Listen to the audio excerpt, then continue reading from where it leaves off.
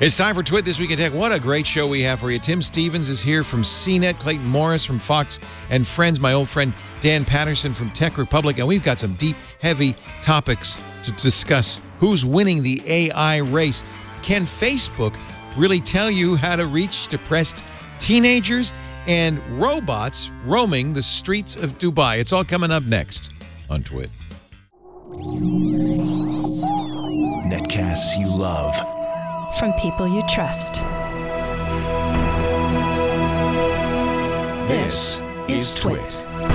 Bandwidth for This Week in Tech is provided by CacheFly at CacheFly.com. This is Twit This Week in Tech, episode 616, recorded Sunday, May 28th, 2017. That's not a hot dog. This Week in Tech is brought to you by ZipRecruiter. Are you hiring? With ZipRecruiter.com, you can post to 100-plus job boards, including social networks, all with a single click, screen, rate, and hire the right candidates fast. Try ZipRecruiter free at ZipRecruiter.com/twit. And by Bowl and Branch. For a good night's sleep, try their Ultra Soft 100% organic cotton sheet sets. Get $50 off your first set of Bowl and Branch sheets and free shipping by visiting bowlandbranch.com and enter the offer code TWIT. And by Rocket Mortgage, by Quicken Loans. When it comes to the big decision of choosing a mortgage lender, work with one that has your best interest in mind. Use Rocket Mortgage for a transparent, trustworthy home loan process that's completely online at quickenloans.com/twit2. And by Blue Apron, the #1 fresh ingredient and recipe delivery service in the country. See what's on the menu this week and get 3 meals free with your first purchase and free shipping by going to blueapron.com/twit. It's time for Twit This Week in Tech, the show where we cover the latest tech news with a panel of inspiring, brilliant tech journalists. Starting to my left with Dan Patterson. When is the last time you've been in studio? Ages. I have never been in studio, but been on the show since 08 or 09. And you never bothered to come to visit us? It's heartbreaking when I come back to Sonoma County because I just want to stay from here. here. Yeah. It's my heart and soul is in Sonoma County. We first started talking to you when you were at CBS Radio. We're doing ABC. ABC. I'm at CBS now. Yeah, so very good. ABC, we're doing some great reporting. At one point, you covered, I thought it was very interesting, you Storify to cover Occupy Wall Street. I did, yeah. You've covered the presidential campaign. 3 of them. 3 of them. There been that many? Feels like I only remember one now. They're all fake, though. All of these campaigns. It's all fake campaigns. I'm starting to wonder. He's currently a senior writer at Tech Republic. Our friend Jason Heiner's place, part of CBS Interactive. Is he your boss? Jason's my boss. He's a great boss. Got to be a great boss, a sweetheart. There is. If you think of drama, we are the anti-drama. Yeah. Tech Republic is just good people doing good work. Yeah, I really like that. Yeah. And CNET. And CNET. Friends at Got CNET. a tip of the hat to CNET. That's where our good friend Tim Stevens hangs his hat with Roadshow, theroadshow.com, where I think he does some of the best automotive journalism out there. He's also a racer. Thank you very much. He races on ice. He's an ice racer. Really? Yeah. You've heard of ice road truckers? Of course. He's an ice road racer. Tim, I learn things about you all the time. Oh, there's so much more to learn too, man. We should just keep along these lines. Yes, but not racing so much this time of year, but on the asphalt more now. The ice is gone, sadly, for now. And we waited until the Indy 500 was over before we made you show up here. So appreciate that. Timed that very carefully. Also here, good friend, haven't seen you in a while, Clayton Morris from Fox and Friends and his company, MorrisInvest.com. Hi, Clayton. Hey, guys. Great to see you. Thanks for having me back. Nice to see you. Close personal friend of Donald J. Trump. No.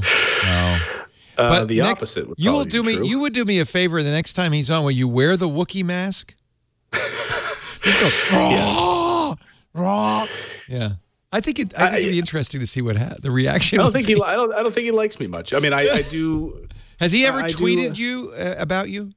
No. But I do ask. I always ask the tough questions of the people from his staff that are on our show, and I'm not afraid to ask those questions. So, but I don't think he's. When other people are fawning over him, I'm not, and I'm just asked a straight question. Yeah. He does live tweet Fox and Friends. Has he ever live tweeted you? Oh, he's definitely live tweeted things that literally we've just said, or commented on stories that clearly no one else was covering, and he was watching. He's and then watching. deciding That to must tweet. be a little intimidating to know that the president is in there in the residence watching you. Well, it's true. And, this morning we had on a group of veterans who were riding to D.C. For the Thunder. Forgive me for I know what you're butchering talking about. it. All the motorcyclists, maybe, Tim, you might even know, there's like 96,000 of them come to descend on Rolling Thunder.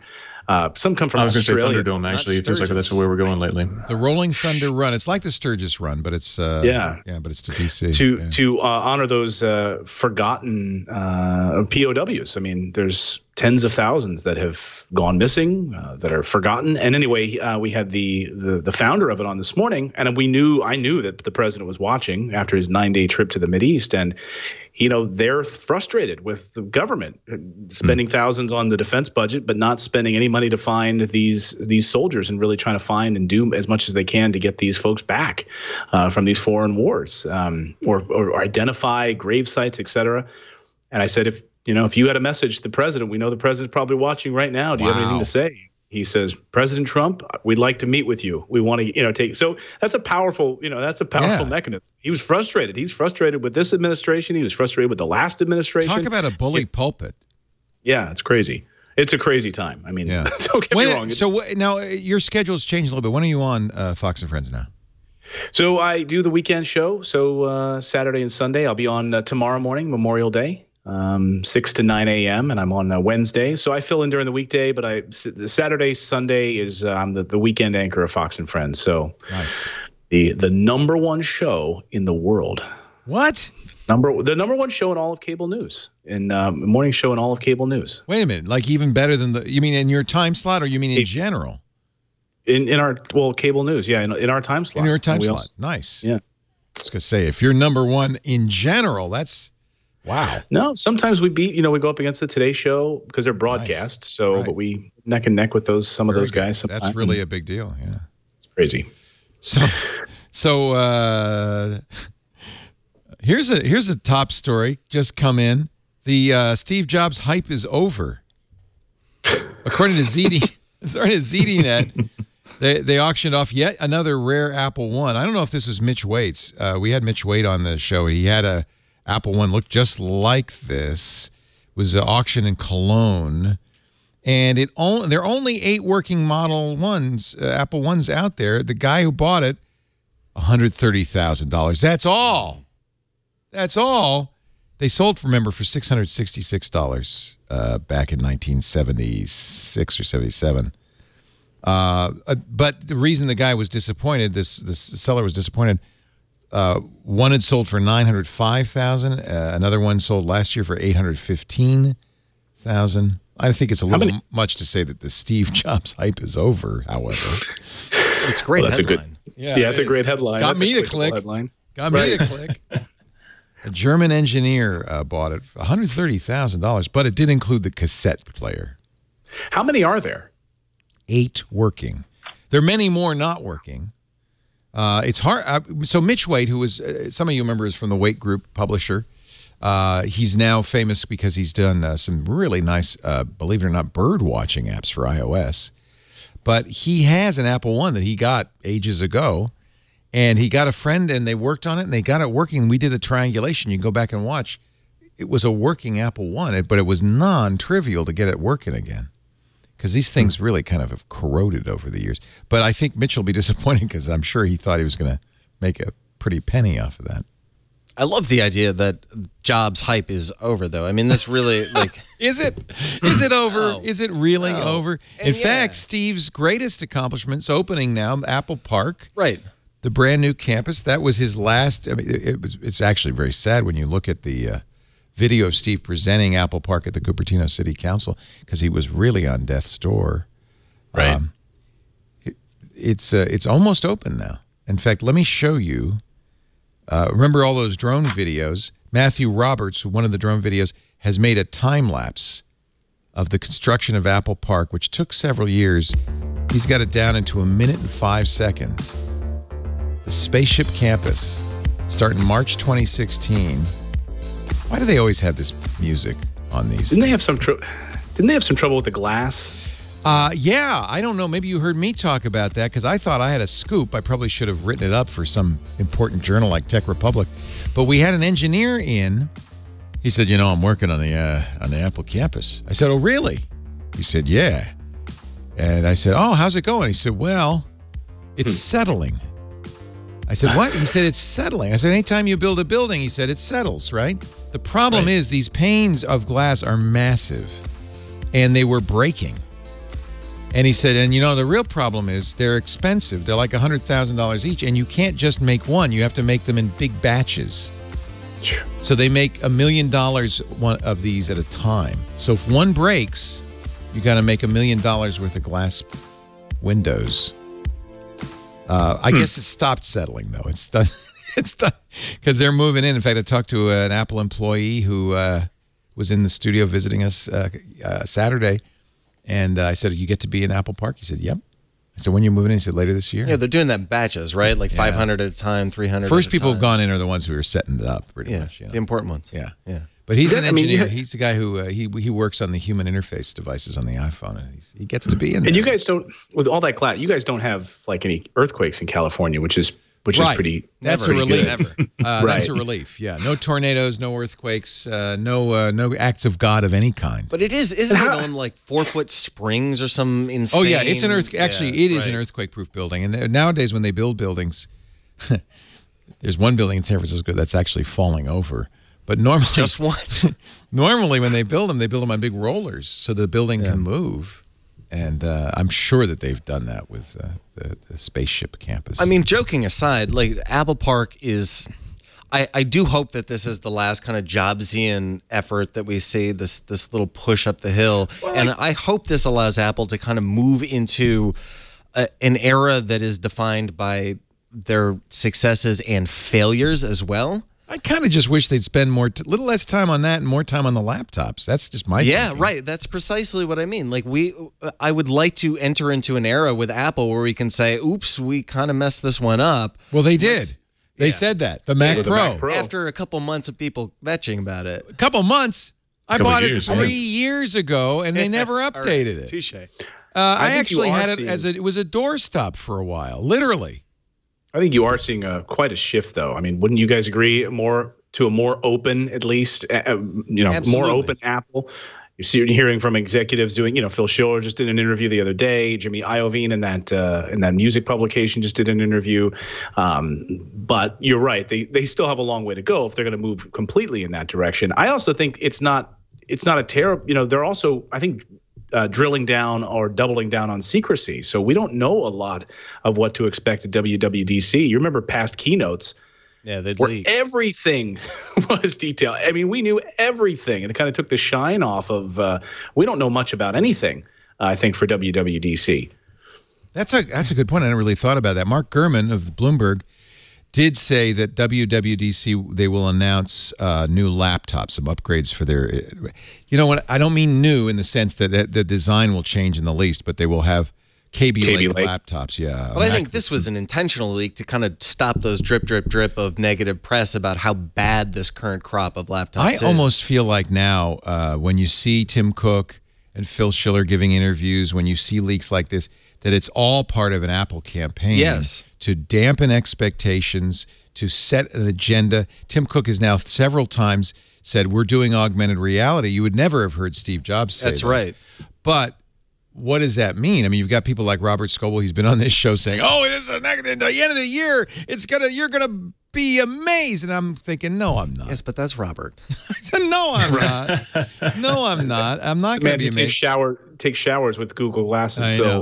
I love Robert, but Oh no, he's an enthusiast. Right, look, you can't knock him because he's an enthusiast, and I love Robert too. He's an old friend. And I'm not knocking him, but I don't we have a bet. I said, if he says the next iPhone, I swear to God, he said the next iPhone will be clear. Right. You said, what, the one in the fall will be clear? He said, yes. I said, if it's clear, I'm taking you to dinner at your favorite restaurant. He says, it's in Paris. I said, fine. So I hope it's not clear.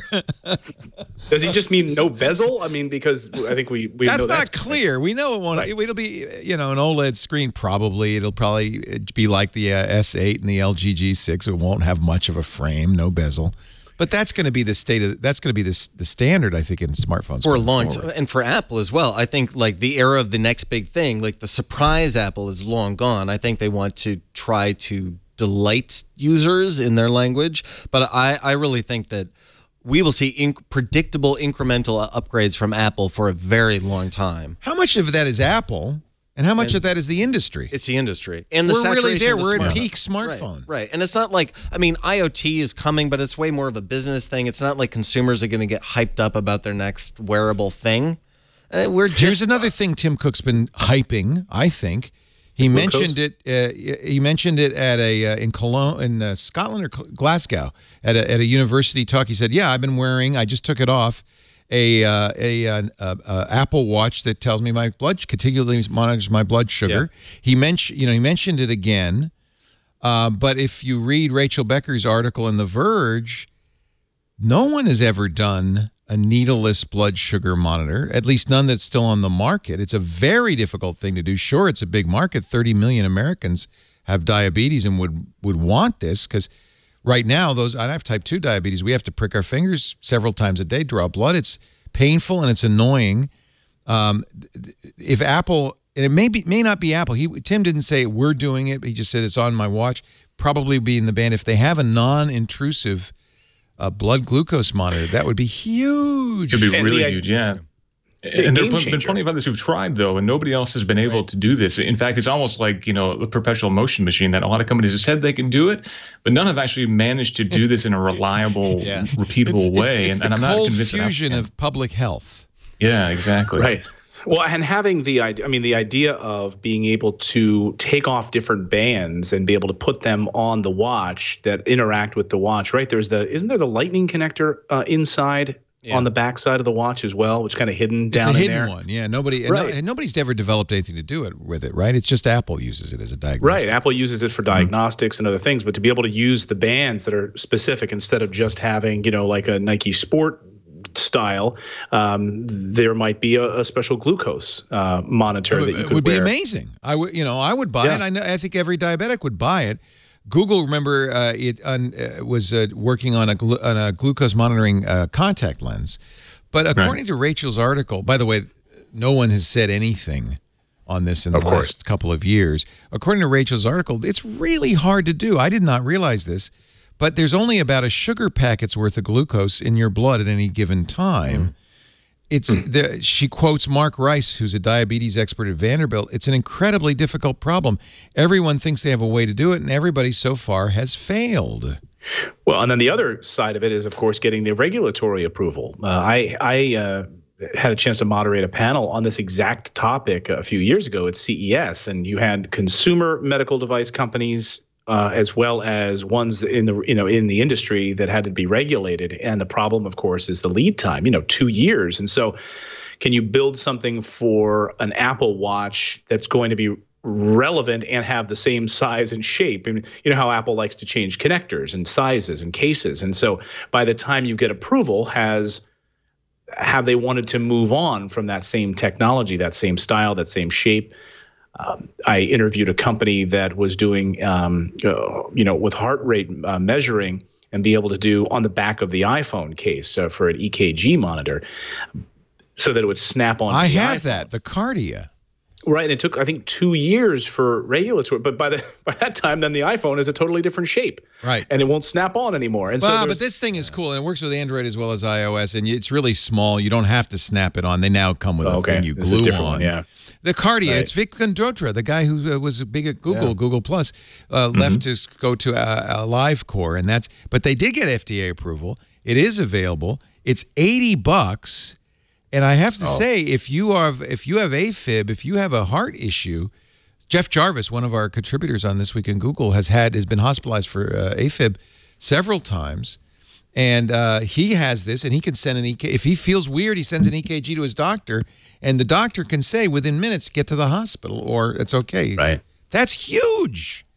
But I'm wondering, so now we know it's A, very difficult to do the glucose monitoring.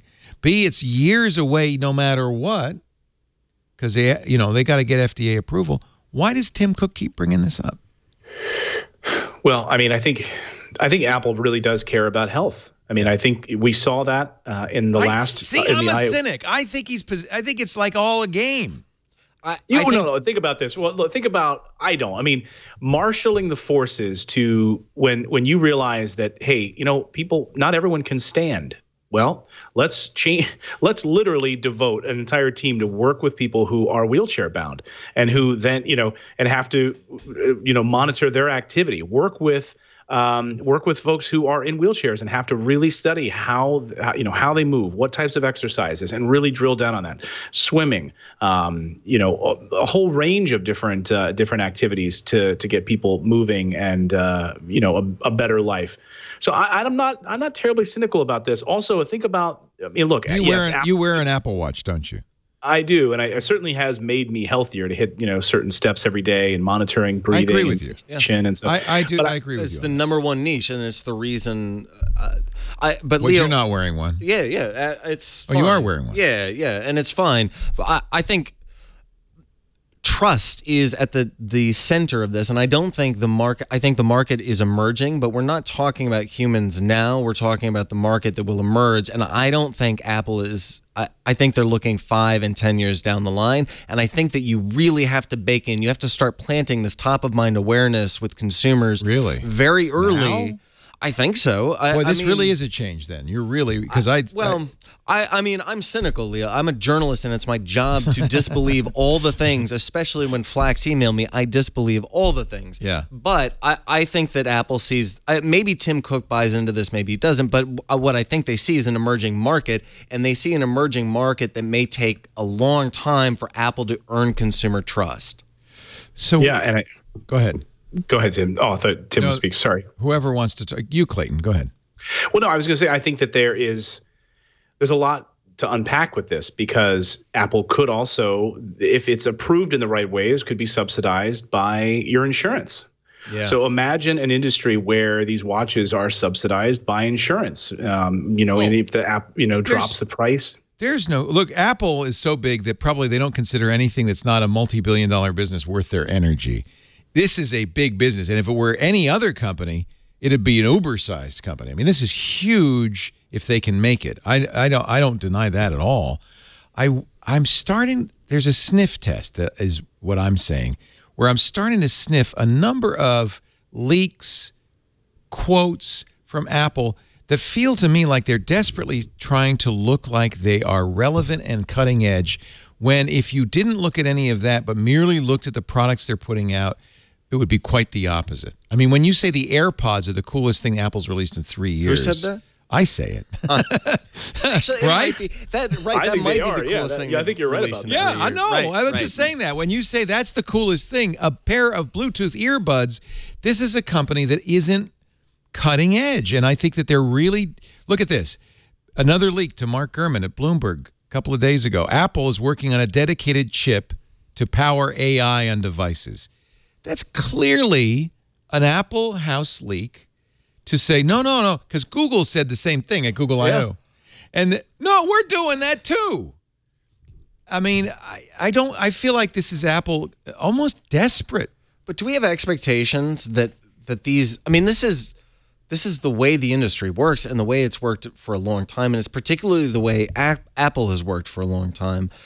I think that these leaks are, you say relevant, I say top of mind awareness, but I don't know that cutting edge really is in the cards for consumers anymore. It reminds me when Microsoft, when Apple announced the iPad, said, "Oh, we got a big ass table." Yeah. We've been doing that for a long time. The Surface, it's somebody in the chat room said, and I think I couldn't agree with them more. Apple's sliding into Balmer land. The difference between this is RF 2020. The difference between public relations, propaganda, vaporware, and authentic marketing is the difference between Steve Ballmer and Elon Musk. Apple is moving into Balmer land. I think we're going to see a lot of WWDC. I'm fascinated to see what they do. This is why I bring this up. What happens Monday? Well, I mean, that's the curious thing. I mean, I'm most interested. I run my entire company off of an iPad Pro, right? There's huge areas that they can improve. Wait a minute, iOS. really? Yeah, I mean, I use my Mac obviously for. What are you, a masochist? I love it. I love the elegance of it. I love it's elegant. I grant you, but don't you wish you had a keyboard and Windows? I do. I use the software keyboard. Okay. I love it. I like the simplicity of it. I really appreciate just having, split view. I like being able to sit and just focus on what I'm, one task at a time, have split view open. So you don't feel like it's a compromise for you? No, I really enjoy, and I like being able to snap it off and just hold it in my hand. And the True Tone display is gorgeous. I mean, I wish all Apple products had True Tone display on it. And once you see it, like Phil Schiller said last year, you're never gonna go back, by the way, and you're gonna wish every device had that, which is odd that the iPhone still doesn't have it. So I think with new iPad hardware, we'll probably see True Tone display on everything. But I think there's huge strides they can make with iOS for the iPad, and I would love to see some really step up moves on the Pro side on the iPad. Well, but that's an interesting question right there. What's happening with the iPad? They haven't really. The only iPad the announcement they made was a cheap one. They haven't announced anything new with the iPad in a while. Right, that iPad was really a step back, if anything. Right. And there has been expectations of a new iPad Pro and a new form factor, but ultimately that was pushed back, presumably due to some sort of internal production or design issue. It was a bogus rumor. Much like the last MacBooks were delayed effectively because of some issues internally as well, and that's why we wound up with new MacBooks with touch bars, because ultimately they didn't know what else to give us, more or less. So there are definitely internal issues within Apple as well, not only in terms of being creative and coming up with mind-blowing products, but actually getting these regular updates to market even. And so, I think I have a doubt even whether they can maintain a regular cadence of these new products, even if they are pretty predictable updates. Do you think that Apple will announce new iPads on Monday? I mean, a week from Monday, June 5th? I wouldn't doubt it. I wouldn't doubt it either. Yeah, I mean, really? I think they need to. I think they're way overdue at this point. And but the only there's been suggestions that maybe there's a new form factor that's going to be shared between iPad and iPhone, and so for that reason, we may not see the new iPad until the end of the year. But I think it's time, even if it is just a predictable spec update for the iPad Pro and for the other iPads. I think we're overdue for that kind of thing. And so unless they want to try to do everything in September, it would make sense for them to try to do that now, especially if we're talking about more productivity-focused updates for the iPad Pro. And by the way, I actually use my iPad a lot for productivity now too. Just like Clayton, I've come to appreciate the fact that I can focus on a given document and write something without having notifications pop up all the time. But I tried to do photo editing on my iPad at an event a couple months back, and absolutely just wanted to throw the damn thing out the window. So there are certainly times when I think Lightroom on the iPad. Actually, Lightroom's a very interesting product for the iPad because it ties to your desktop. But you can do some simple editing on the iPad, or at least triage. And right, but the act of importing, editing, and exporting and uploading it took me hours and hours, which would have taken me 20 minutes on my MacBooks. In fact, there are definitely situations where the iPad isn't there yet. Tim and Clayton, I'd actually be very curious about your process. I have to produce copy, but also video content. And as a productivity device, that opportunity cost of time it feels insulting when I go, damn it, all I got to do is move this graph from here to here, and this took 7 minutes. Yeah. That's what I mean when I said a masochist. Frustration. Yeah, I feel like, I mean, there are some areas where I do a lot in Dropbox on my iPad. So if I'm sending something to a client and I want to have multiples of something that I need to send them, 3 PDFs, not just one that's stored in Dropbox. Right. And I have to go back and open Dropbox again, go through that subfolder, go all the way down. Why can't I select 3 when I'm in there? Nope, I can only grab 1. I mean, those are severe areas of restriction, and I think hardware is clear. I mean, we haven't seen an update to the larger iPad Pro, the 12-inch one, since 2015. I mean, that was the first one, so it's been a year and a half. That's definitely long in the tooth. But I want to see what they really do on iOS, because I mean, the hardware is fantastic. I mean, the iPad Pro is pretty darn good. The camera's pretty darn good. It's pretty darn fast. Obviously, we'll see spec. Clayton, you're not taking pictures with your iPad, are you? I have. If it's near me, I'll grab it. And we've got an 8-month-old, and I've in fact, no joke, I didn't have my iPhone with me because it was in the house, and the baby started crawling for the first time, and my iPad was there, and I grabbed it and shot video of her crawling for the first time on the iPad Pro. So she's like, Daddy, pick up your phone and put down the tablet. Right. She's like, Daddy, where'd your face go? There's a giant tray you're carrying. So I have to say, I have become apostate. I am going rogue. I'm sitting in front of a giant Windows machine, the Surface Studio, which I happen to really like. I really wanted to like the new MacBooks. I bought the new MacBook Pro. The Touch Bar is so problematic for me. Aggravating. I traded down to the Touch Barless version, and then I said, but now I only have 2 Type-C ports, so I ended up getting a Windows laptop with USB and HDMI and Ethernet and Type-C and 2 Type-Cs. I feel like and this is what I'm going to be doing my Lightroom on. Yeah. A ThinkPad, not a Mac. And believe me, I was an avid Mac guy for a long, long time.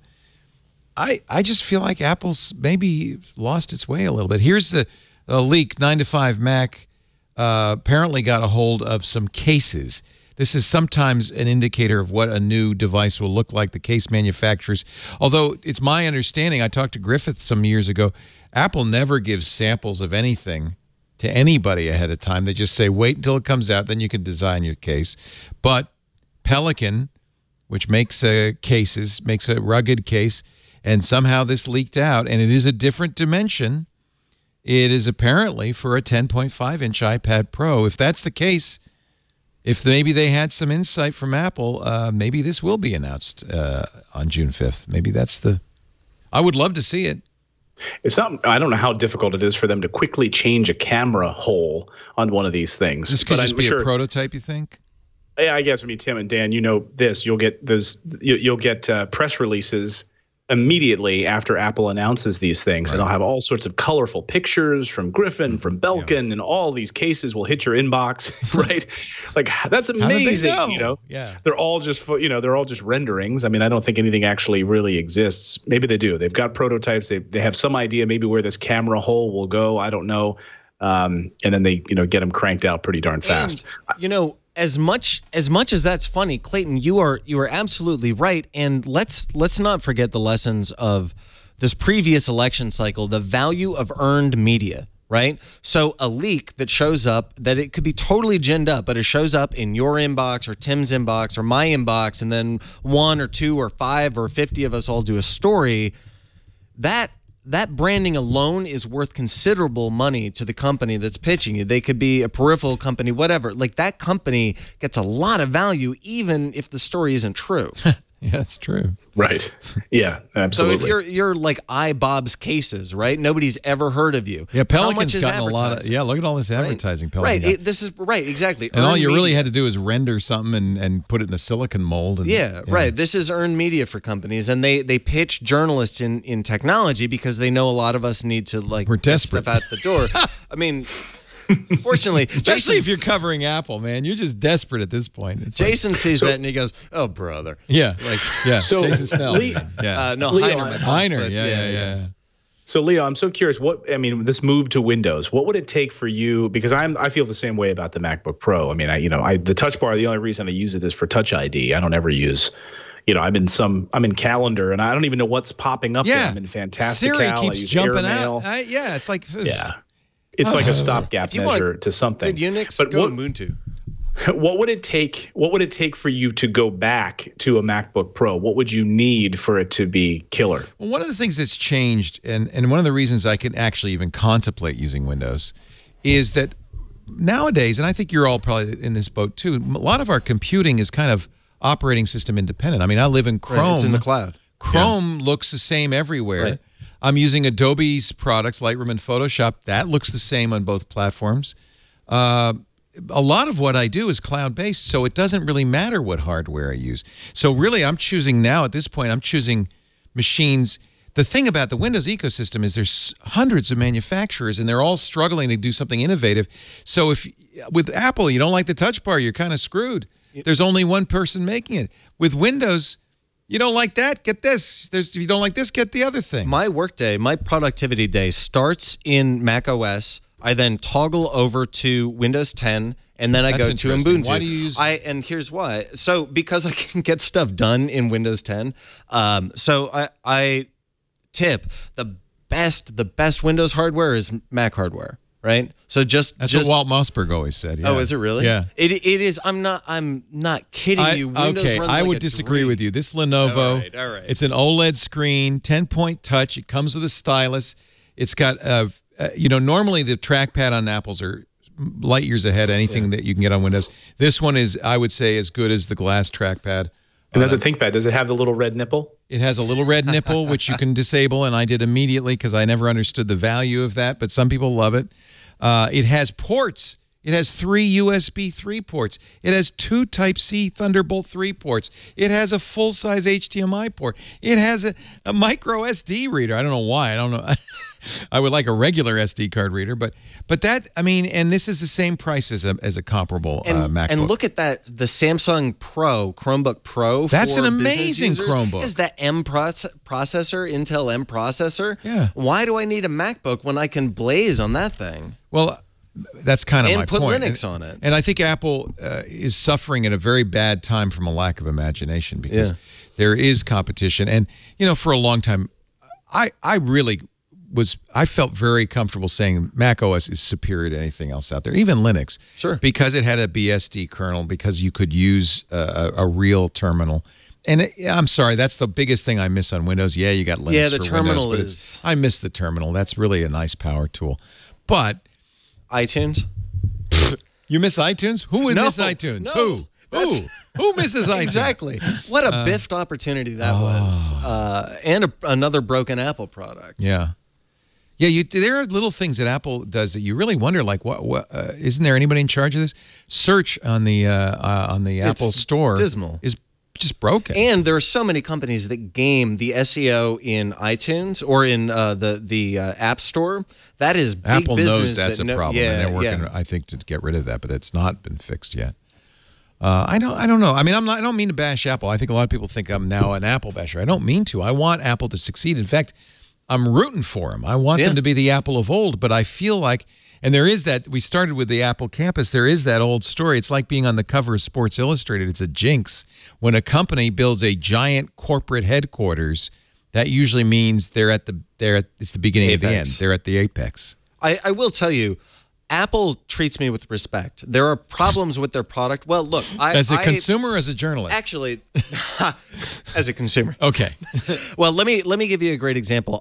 The iPhone 7, there is these are unlocked phones, and there is the Apple Upgrade program. There is one model of that is hardware locked to AT&T.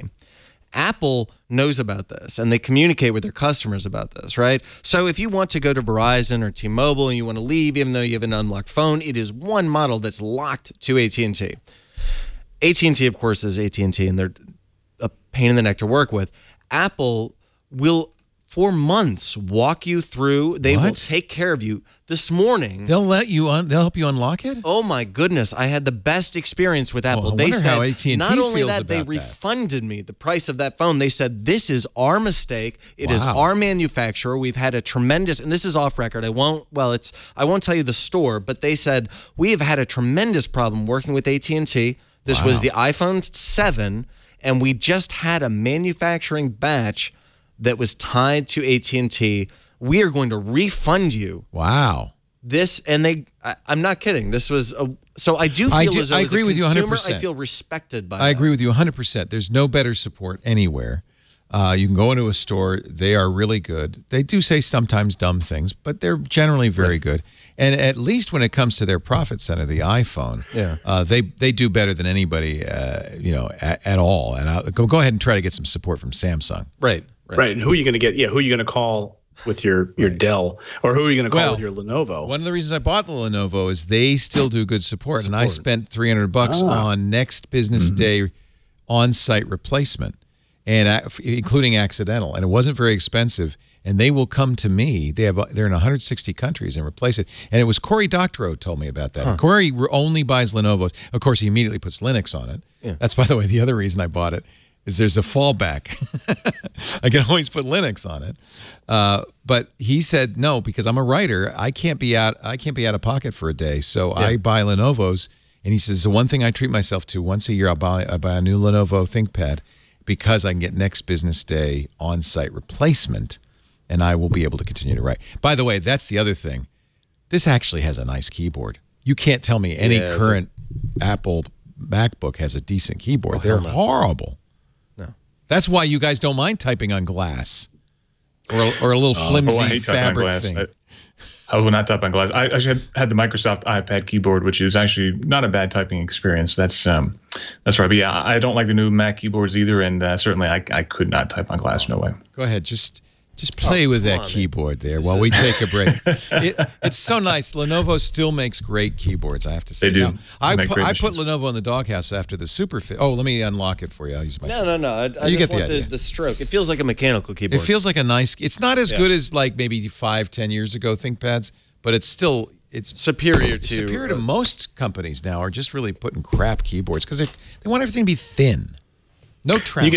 You get a solid hour and a half battery life out of that, right? Yeah, that's the sad thing. They claim. Can you believe this? They claim 15 hours battery life. I don't know what they're doing. I get 3 to 4, which is okay. I'm not going to complain. But you're right. It's nothing like your 10-hour iPad. I agree with you on that. Yeah, that's kind of pathetic, isn't it?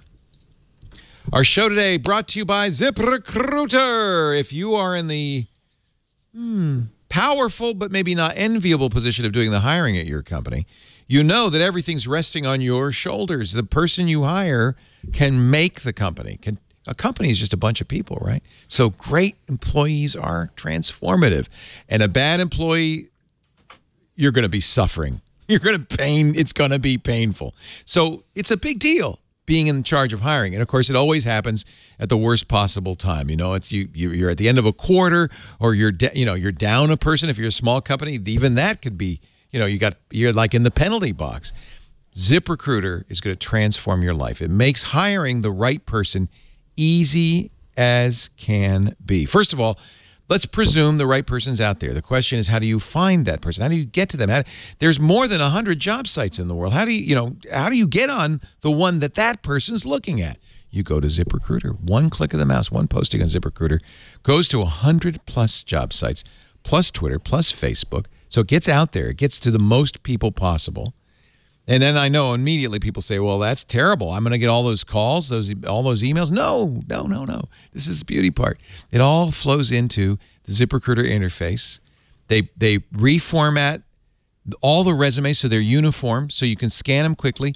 You can even put questionnaires on the posting, yes, no questions, true, false, multiple choice, essay questions, so you can have a kind of a screening process built right in, which means you can eliminate the wrong person fast, rank the rest of them, and hire the right person. In fact, over 80% of the jobs posted on ZipRecruiter get a qualified candidate in less than 24 hours. That's how fast it happens. And no juggling emails, no calls to your office. Look at the 1 million+ companies and some of the biggest companies in the world that use ZipRecruiter. We use ZipRecruiter. We love it. Screen, rate, and hire the right person fast. Find out right now why ZipRecruiter has been used by businesses of all sizes to find the exact person you need by trying it free. Go to ZipRecruiter.com/twit. ZipRecruiter.com/twit. We thank them for making a fabulous product. I think we can stop talking about Apple. It's hard. It's funny. Somebody in the chat room said, and this is so true, Apple gets such unearned press constantly, right? We love talking about it. I don't know. I guess it goes back. It's intriguing. It goes back to the Steve Jobs days, right? And there's a ton of products that are about to be announced or not, or software. Yeah. And there's and think about how many millions of people use their products. It's worth. That's a good point. I mean, they are the most valuable company in the world. I mean, it's not like Apple's suffering and failing. They're doing okay. There is one more little Apple tidbit before we move on. One way we kind of know when new products are coming out is that the Apple Store gets warned, the employees get warned, you can't take a vacation, and the blackout dates for the Apple Store staff imply, this is a memo sent to AppleCare workers actually, that it will be September 17th that we will hear, or maybe even be able to buy new iPhones. Now, that's a Sunday, but typically they do hold those iPhone events in September. This has got to be the first one on the new campus, right? Yeah, I would think so. You'll come out for that, won't you, Clayton? You'll come out for that. I will. Yeah. Yeah, for sure. That would be something to see. I just want to see the new campus. It's a challenge. Apple, like everybody else, like Samsung, has got to figure out something to make people come back to the store more than once every few years. Not easy to do. Let's talk about Google. Big victory yesterday for Alphago. 3 in a row against the world's best Go player, Ke Jie. This happened in China. I was told, I have not been able to independently verify this, that the YouTube stream of the games have been blocked in China. That they don't, the government doesn't want people to see a machine build Defeat a Go champion. Beat an the American best machine. in the world. That's right. An American machine. Alphago, and this is it's retired now. It beat him decisively 3 games in a row, and it's retiring. Just like Nico Hamilton in F1, you win the world championship, you step away, and what else are you going to do? Go out on a high note. I wish a few football players would learn this. The research team, this is a press release from Google, behind AlphaGo will now throw their considerable energy into the next set of grand challenges, developing advanced general algorithms that one day could help scientists as they tackle our most complex problems. It sounds like it's following in Watson's footsteps. Watson was based on Deep Blue, right? The chess-playing robot. Yep. Such as finding new cures for diseases, dramatically reducing energy consumption, or inventing revolutionary new materials. There are some people who, within the machine learning community, I mean, some are like Ben Goertzel, and they're a little aspirational, but some people really believe that Google is inches away from AGI. Skynet? Oh. Yeah, right. Right. No, that's in the past. We've already got the We've already Skynet. been there. We already did that. What is AGI? Artificial general intelligence. So artificial intelligence is a frequently misapplied term that can be broadly applied to many different topics. You get a little more specific when you talk about machine learning or you talk about algorithms. But these things, we are already living in an age that is defined by machine learning and will be continued to be defined by machine learning. But often this is what's called narrow artificial intelligence. This could be like anything from a That's game easy AI. to do. Right. It's Winning at easier chess to is do. easy. Right. But artificial general intelligence and what AlphaGo has done with Go, and by the way, this Go, my very first, I've been playing Go for 15 years. Oh, you're a Go player. Oh, yeah. I've been playing. Go is a peaceful game. If you want to both challenge your mind and kind of have a peaceful, relaxing experience with someone, I really encourage you to play Go. If you're on iOS, there's a great app called Smart Go Kifu. I have to try this. I played Go when I was a kid. I played chess much more seriously. What's interesting, I remember when the chess community, when Kasparov was beaten by Deep Blue. It was a big deal. It was not only a big deal, it was kind of depressing. It was like, oh, our game is solvable. A computer can best a human. And the chess community's kind of come around. They now train with this is the real interesting nuance of both Go and artificial general intelligence. So what artificial general intelligence is are algorithms that first they teach themselves what Go is. Oh, dear. They teach themselves that can't possibly Go is, be good. First, I have to know what a pixel is. Then I have to know what a computer is. Then I have to know that Go is a game. Go is a game humans play. Go is a game that I need to first figure out the rules. Okay, I figured out these rules. Now let me apply those things. Do you see it's layers and layers and layers? Yeah. The artificial general intelligence, and if it can learn what Go is, it can learn what I am, and it can learn, this is called recursive artificial intelligence. Intelligence that looks at itself and its own failures and improves on that. The challenge with Go, of course, is that there are a few rules that define Go. Very few rules. It's a 19 by 19 as simple grid. as it can be. You play black and white stones. There's only one kind of piece. Right. Yeah. Go is Wei Qi. It means to surround, right? Very simple. But the nuance of Go is that, I mean, the legend is that it was developed by a Chinese emperor to teach his son how to wisely rule his kingdom when he was gone. So Go is full of proverbs. The first proverb of Go is a one-stone jump is never bad, meaning no matter what, do not overextend yourself, but do not underextend yourself. Push past your limitations as far as you are able, right? And so when you take proverbs, right, there's another proverb, hane, at the end of two stones, which means if you see two white stones together and you're playing black, Hane, play at the end of those two stones because it will increase your likelihood of victory. So these proverbs, you extrapolate those to government, to politics, to interpersonal relationships. Go is a game that is designed to teach you how to rule, how to run, and how to be a better person. So in other words, a computer learning how to play this is significant. You're exactly right, Leo. It's light years beyond learning chess. Chess is calculable. Right. Chess, you can teach a computer to look 40 moves ahead, which is plenty to win any game. Go, you can't do that. Right. There are nuances to your humanity, and there are nuances to Go. So when we have artificial general intelligence, it is beyond just machine learning or natural language processing, which are narrow AI.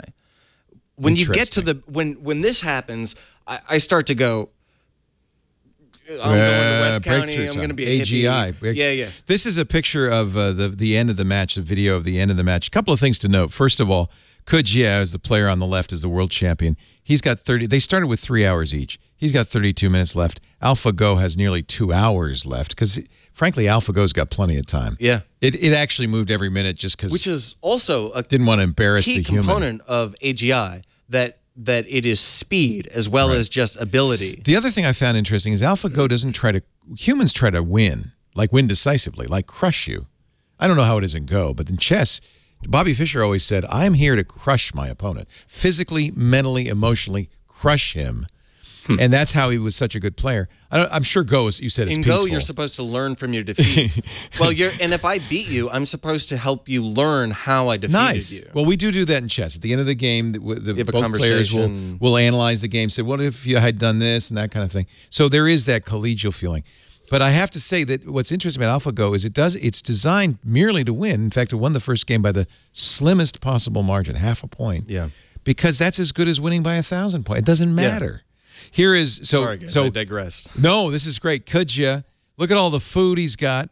On the right, the guy who's just making the moves to the computer's got nothing. He doesn't need food. The computer's doing all the work. I wonder the processing power that's required for AGI. I mean, this is and for AlphaGo. Like I would like to know. And how many human batteries do you need to power that? And watch this though. Watch this because this is the end of the match. Kujia is making his final moves, and what you really also see is a picture of exhaustion and, frankly, dejection. You could feel the human player. They're actually, I think, analyzing now. Counterpoints. Just like, oh. You know, another nuance of Go is that the game isn't over until it is not like chess where there is checkmate, done. Right? In Go, the game isn't over until both players concede. So you could be on the losing end. You kind of have to agree that you've lost. Yeah, it's called pass. So if I don't pass, I don't end the game, which also means that the human player has to accept defeat internally and say, I have won. Right. Or I have lost. Right. You see that other Google story this week, the Washington Post one about Sorry. No, I'm just curious. I mean, it's fascinating, but talking about that machine learning and what Google knows about us, what Google's trying to understand about the world. And when we buy stuff at a brick-and-mortar store, that Google is able to now understand that it started with one of their ads. That's fascinating, too. Yeah. This is called Google Attribution, and it's something that we can't do here, you guys can't do on Fox and Friends, which is tell an advertiser, Coca-Cola buys an ad on Fox and Friends.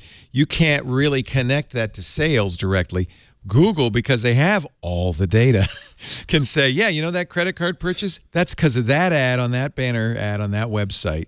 We can connect the two because it's the same person. They say they can anonymize it.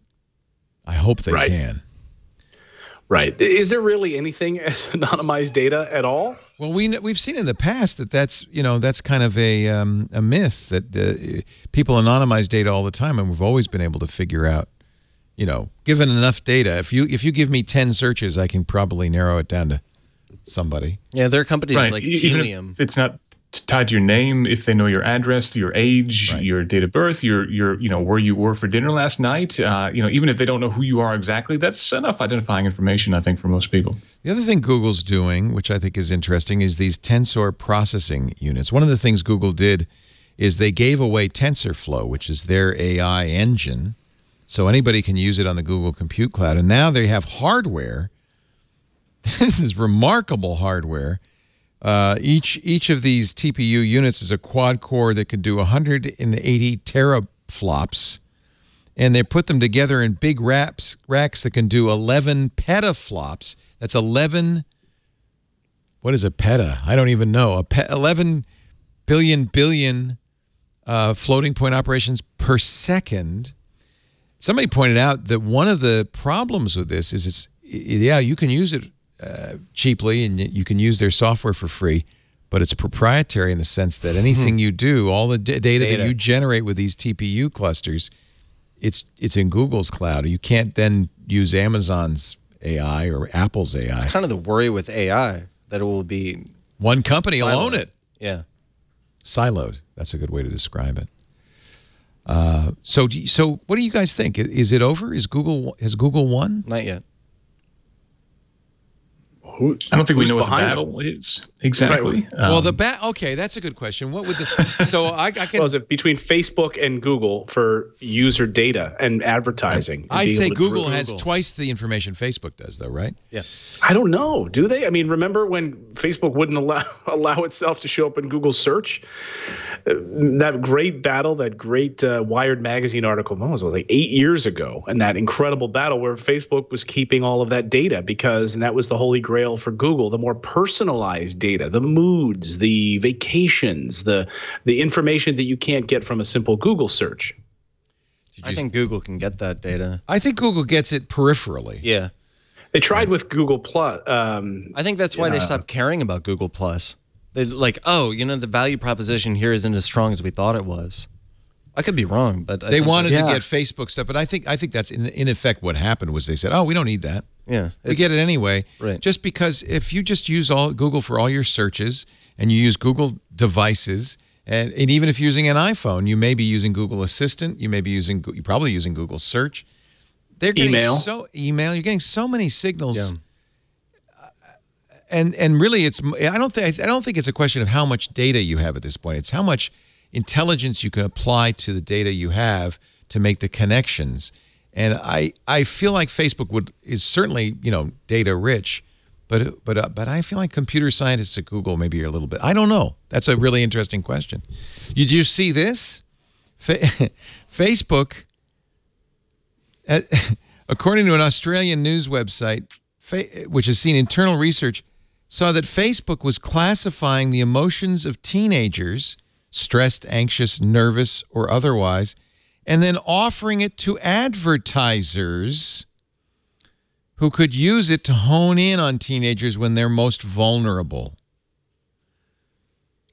According to USA Today, this information was shared with an advertiser. Facebook says, no, we have a process in place to review the type of research we perform. And in this case, oh, well, maybe we did it. We didn't follow the process. That's right. I'd love to know we how have a that process. works. We have a process. We didn't follow it, but we have a process. I mean, how would that work? I mean, it seems odd to me. I mean, I guess unless it's a high-level advertiser that's spending tens of millions of dollars on, in their ads manager, because there is a process in place. There are only certain campaigns that you can run. There's only access to certain data. But do you believe the Cambridge Analytical story or not? Because that's no, I got sources there like crazy. So here's the deal, and then you can tell us what's true.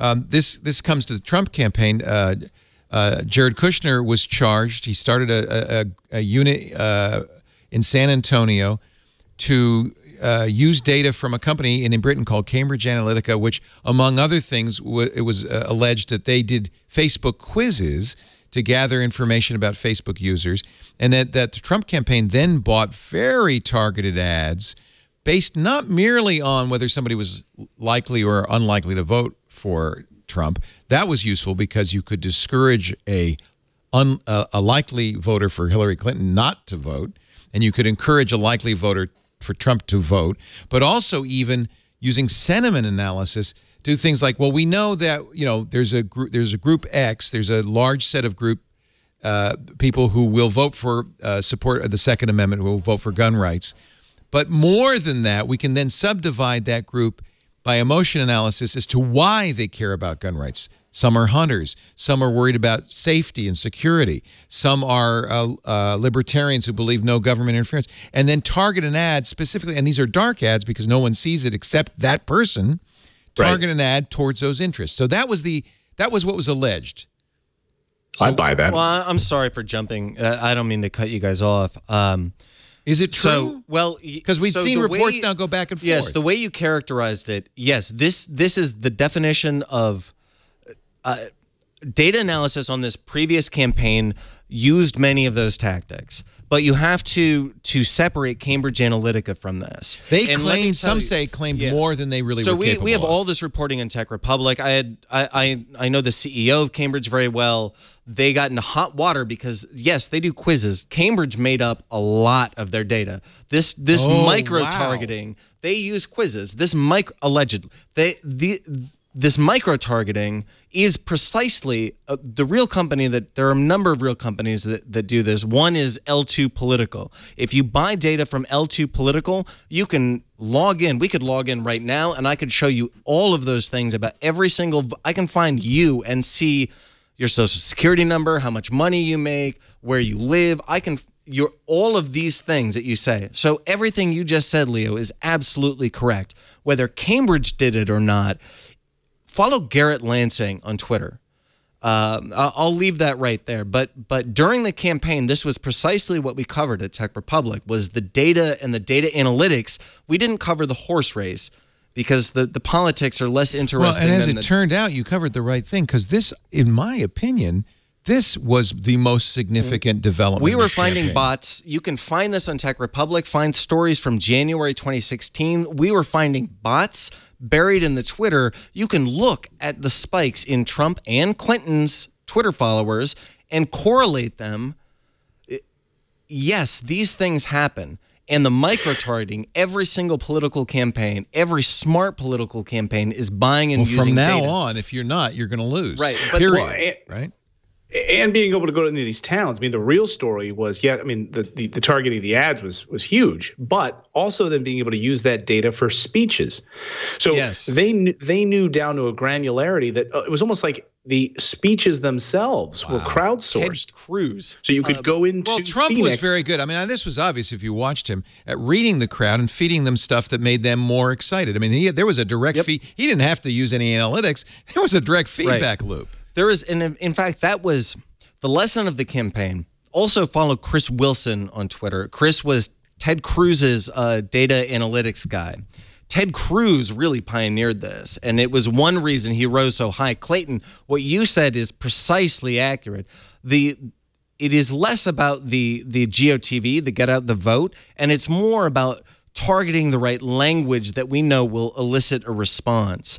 And Gerrit's an interesting Is this Gerrit guy. Lansing? Yeah, that's Gerrit. He was the White House. He was in charge of tech at the White House for about 3 weeks. Under Obama or under Trump? Under Trump. Okay. Gerrit's a real good guy, and I'm not saying all I know from Gerrit is that he did analytics. So Gerrit is not my source, and okay. I won't get him into trouble. I won't reveal who my sources were, but Gerrit is somebody who you could turn to for accurate information about data analytics in the current what's age. Going on. So is Chris Wilson, okay. And there's no FUD with those guys. Again, I really like the humans at Cambridge Analytica, and I don't. They're going to hate me. They're going to send some emails after the show.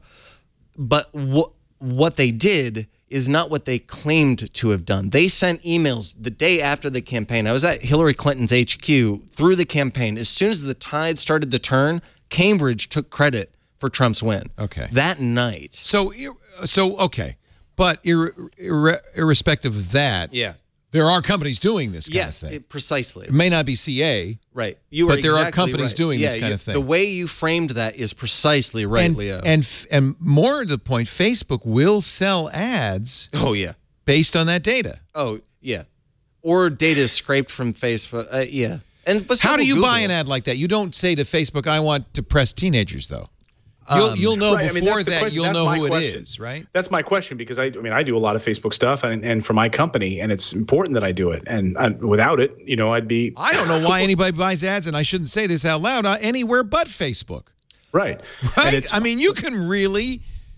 that's talk about efficient ad spend, right? Yeah. Right. I mean, yeah, like I said before, I mean, think about it. If you're like a pet shop owner in a small town in Massachusetts, or just take that as an example, right?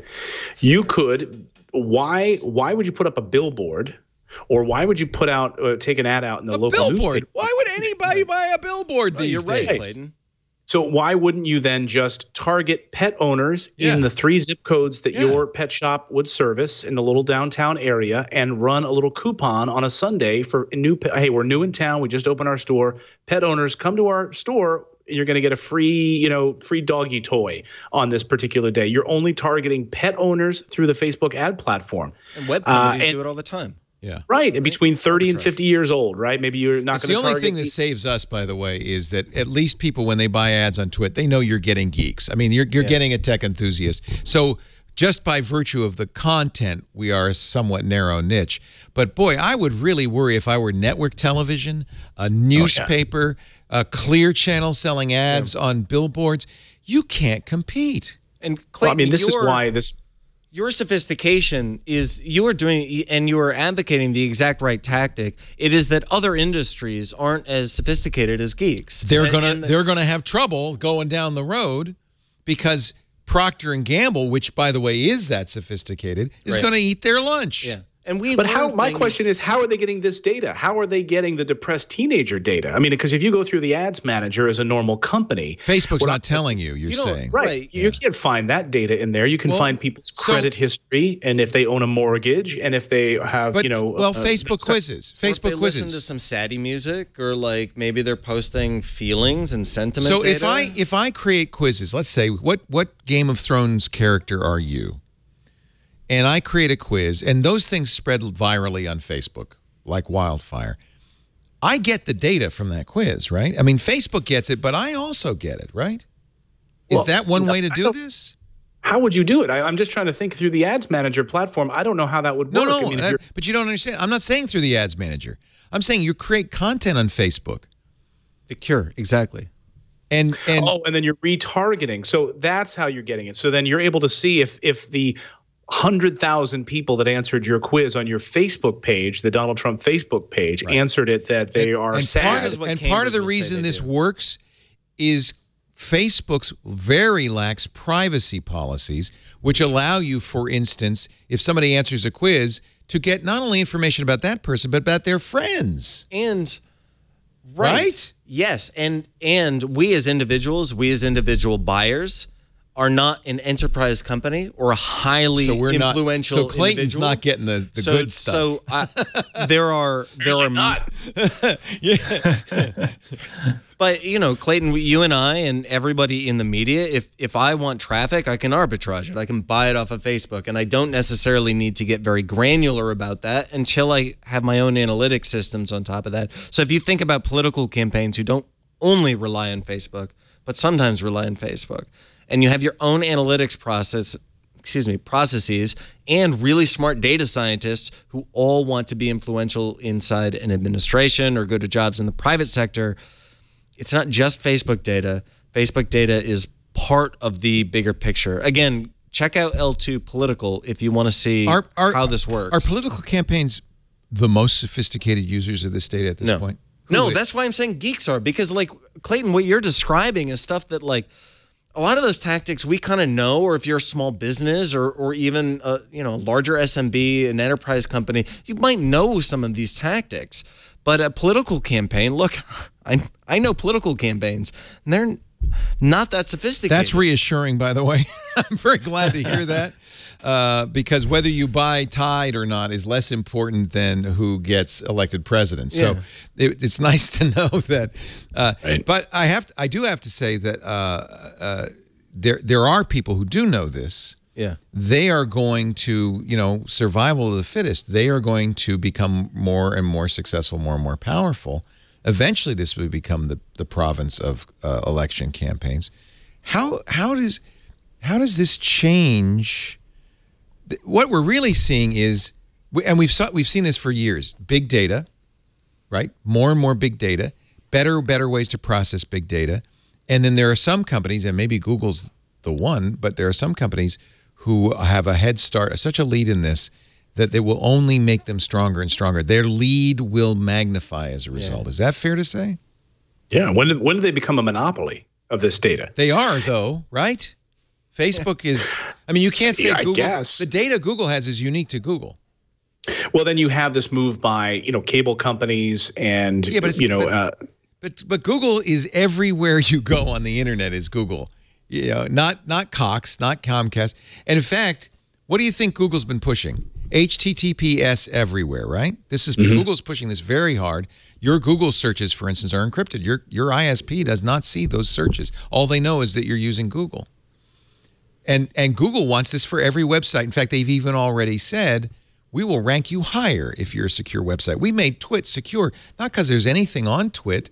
We don't know anything about you. There's no account. You don't create an account on Twit. But we made it secure because it helps our ranking in Google. So you think this is Google playing defense against the ISPs? You bet. Yeah. That way, Google has a monopoly on that information. Nobody else does. Yeah. Well, and they're scared. I spoke to an IT genius the other day and over coffee, and the guy's quite brilliant. He's started a number of companies and sold them, multimillionaire. And he said, the real trouble right now for ISPs is that when you come home, most people aren't switching to Wi-Fi. And really? They're using their carrier. LTE. Wow. Because LTE is, just fast enough. It's fine. And most people kind of forget to jump to Wi-Fi. I know my mom, parents come home. They don't jump over to Wi-Fi because they're home. We do it kind of instinctually. But now there's this real fight. Verizon doesn't want to build any more fiber to the home. And now they're really targeting these new. That's interesting. That would explain why Google and Verizon have stopped their fiber initiatives. Right. They're done. Happier if you use the carrier. The future is the spectrum that's available. And it's going to be wicked fast. 5G, right? Yeah, 5G. 5G probably not till 2020.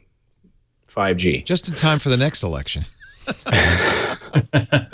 This is why, by the way, I think you can make a strong case that Mark Zuckerberg will run for president and other technocrats will run for president because they will be.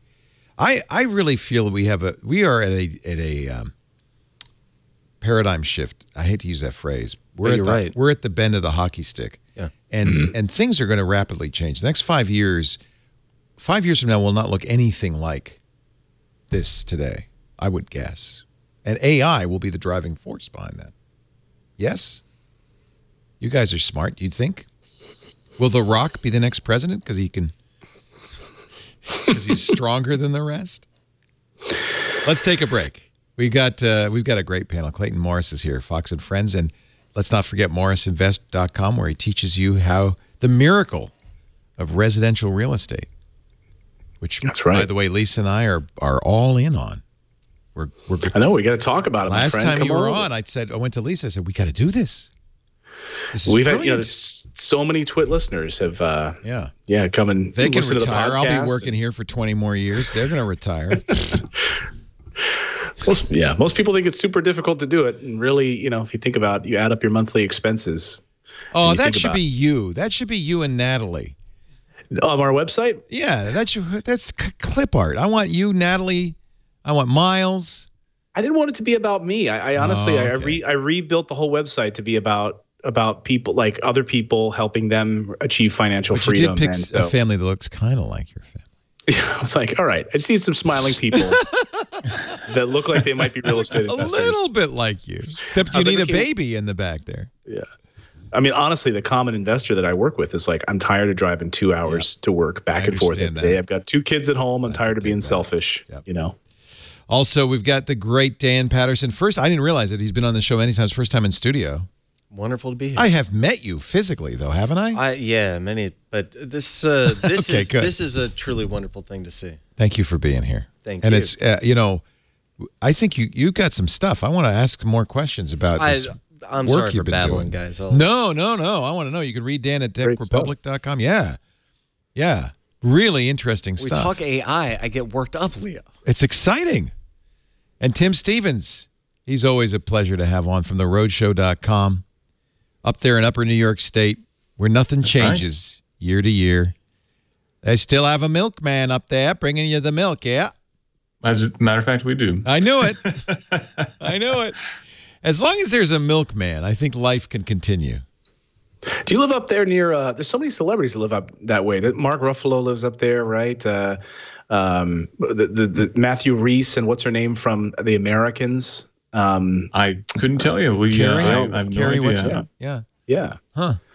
Well, that's the all point. They all are up there, but nobody knows. It's secret. Right. You come up here, you want your privacy, and I get that.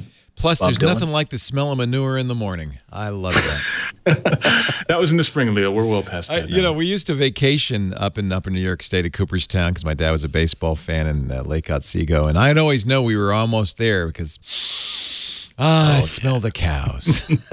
Actually, to me, the smell of sweetgrass and cow manure is actually very pleasant. Like the lagoon. Yeah, it's good for me. Yeah, I grew up in a farm in Vermont. So, I feel excited when I smell it. We were talking about Kickstarters. There's a new Kickstarter that you can order manure on the internet and deliver right to you. Is that true? No, but I'm going to start it. I like it.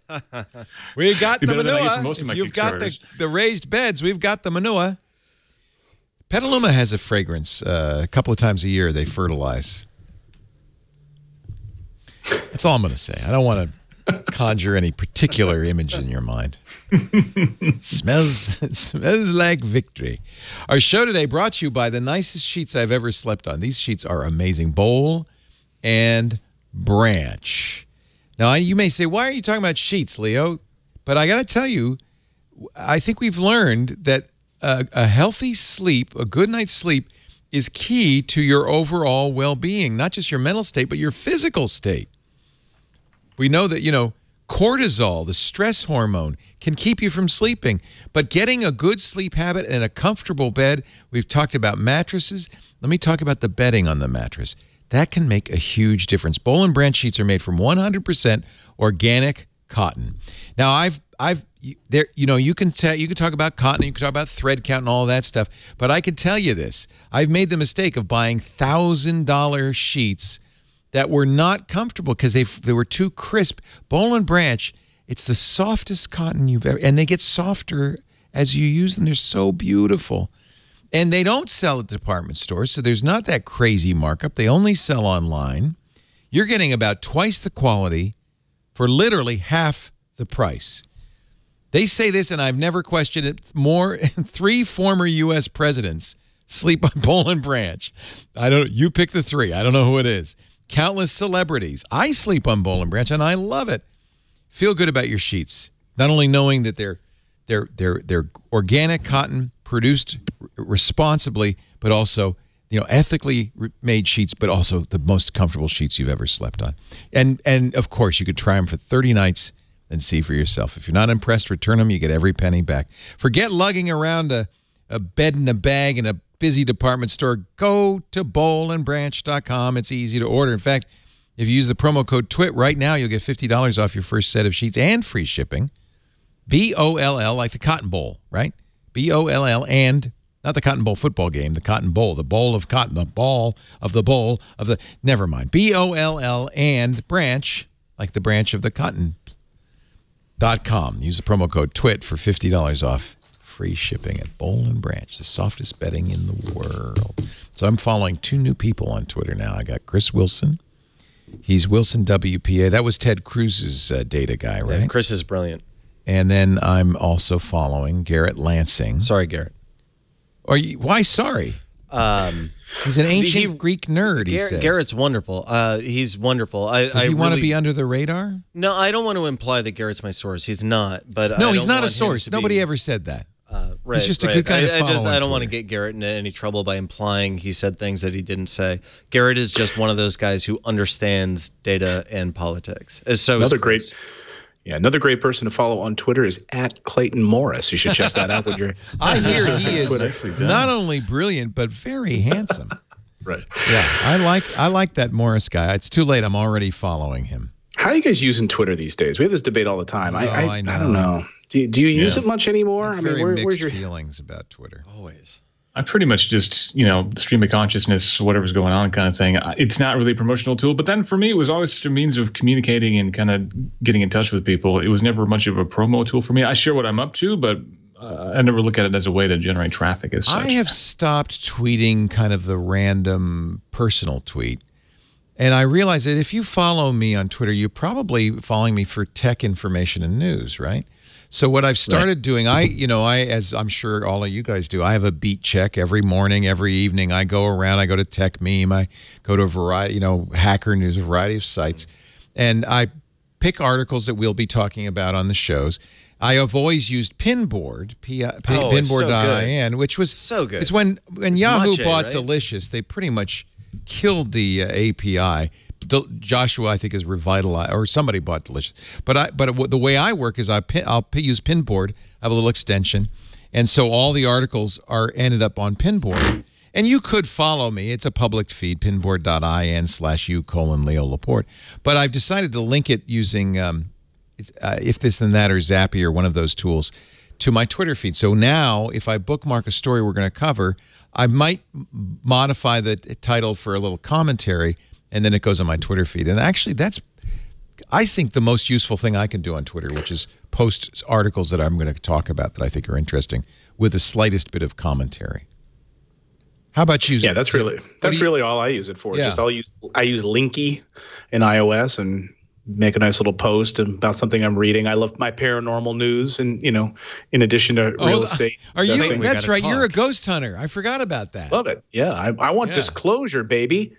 And I think there's Oh yeah, you're into it too. I listen to the UFO podcasts all the time. Absolutely. Really? I'm not necessarily proud to admit, but really, yes. Really? I am proud of it. I try to do as much of it as I can on Fox, and because I think there's so much there. If you guys want to have your minds blown, check out Corey Good, and I would even recommend checking out if you're sort of Gaia.com. Check out Cosmic Disclosure. It's a show on Gaia. And Corey Good, interviewed by David Wilcox, a great writer and a journalist. He's been at this for many, many years. I mean, spoken to people at the highest levels of military. Oh, please. He says there's a secret space program. Oh, absolutely.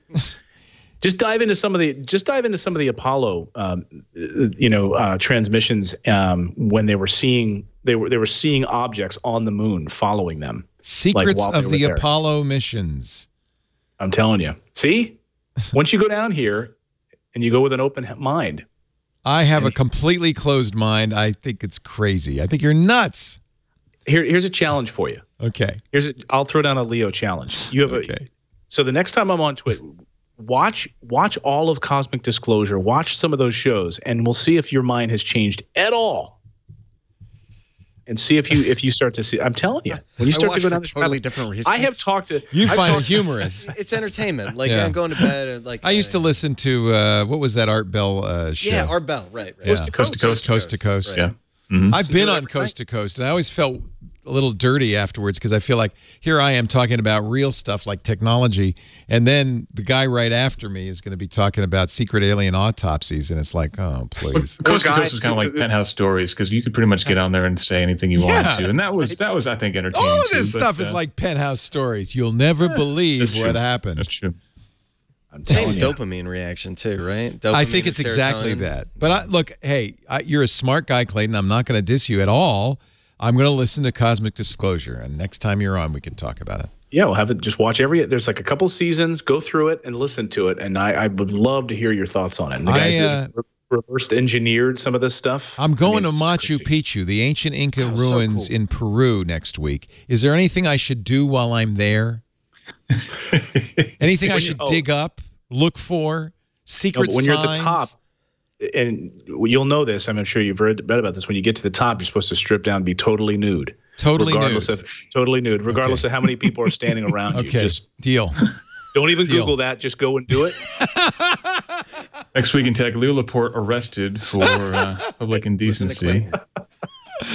I'll never forget a few years ago we went to Egypt and went to Luxor and went into the pyramids and stuff, and then we went into one of the the ancient tombs, and there was a whole New Age group there chanting. They were holding on to the altar going, and I thought, oh wow, we must be at the center of something. I didn't feel any better or different, but you did buy a bonsai tree after that. But I'm floating one of that. You got me. You got me. Obviously, I do believe in Kickstarter, okay? I have a deep-rooted belief that Kickstarter is real. Right, fake make-believe things. Oh, Lord. Somebody in the chat room said that this the Google Ad Conference, everybody paid attention to Google I/O, but the Google Ad Conference was really the event that people should have been paying attention to. They call it their Marketing Next Conference, and this is where they announced that tool for measuring brick-and-mortar sales after an ad campaign. He said in the chat room, he said, you should watch the videos. A lot of these videos have been put out here. And advertisers actually are very excited. Advertisers would love to know more about our behavior and what we do and whether their ads work. That was always the saying. I know that half my ads work. The problem is I don't know which half. You know, half. If you want to be cynical, you could look at a lot of the stuff that came out of Google I/O that was really exciting. You know, the idea of 3D mapping within a building without having to have location beacons within the building. Well, now you can find your way to the Captain Crunch, but now, you know, Captain Crunch can know how long you stood there standing in the cereal aisle looking at that stuff too. So even Google Automotive, for example, you know, there's been a lot of resistance among automotive manufacturers to put Android Auto in the car because Google needs to take some information out of that, effectively, to know where you are and where you're going. That too could be looked at as a skeptical, as a, you know, a little bit of a tinfoil hat way of saying, you know, this technology is cool and it does give you benefit, but ultimately it just makes Google better at serving you ads and learning more about you. So you can look at this stuff in a lot of cynical ways, and ultimately I think it does make Google very, very, very powerful. Yeah, Geico could start sending you ads because it knows that you speed or blow through stop signs. So how is Android Auto different from Google Automotive, Tim? What is? Explain what that Google Automotive is. So right now, if your car has Android Auto, basically your phone is effectively working as a terminal. It's providing an interface, is effectively doing a video out signal and taking over a part of the dashboard of the car. If you do run Android within the dashboard, as we saw some demonstrations from Volvo and from Audi, that actually is Android running natively in the car. And in that case, if there is a native infotainment system there from, for example, Volvo's Sensus system or the Audi MMI system, that'll actually be running on top of Android. So it's kind of like turning things upside down. Whereas you now have Android Auto running on top of the infotainment system, you would then have the infotainment system running on top of Android. But the net result is the same basic interface, the same basic apps, but you no longer would have to have your phone connected to the car.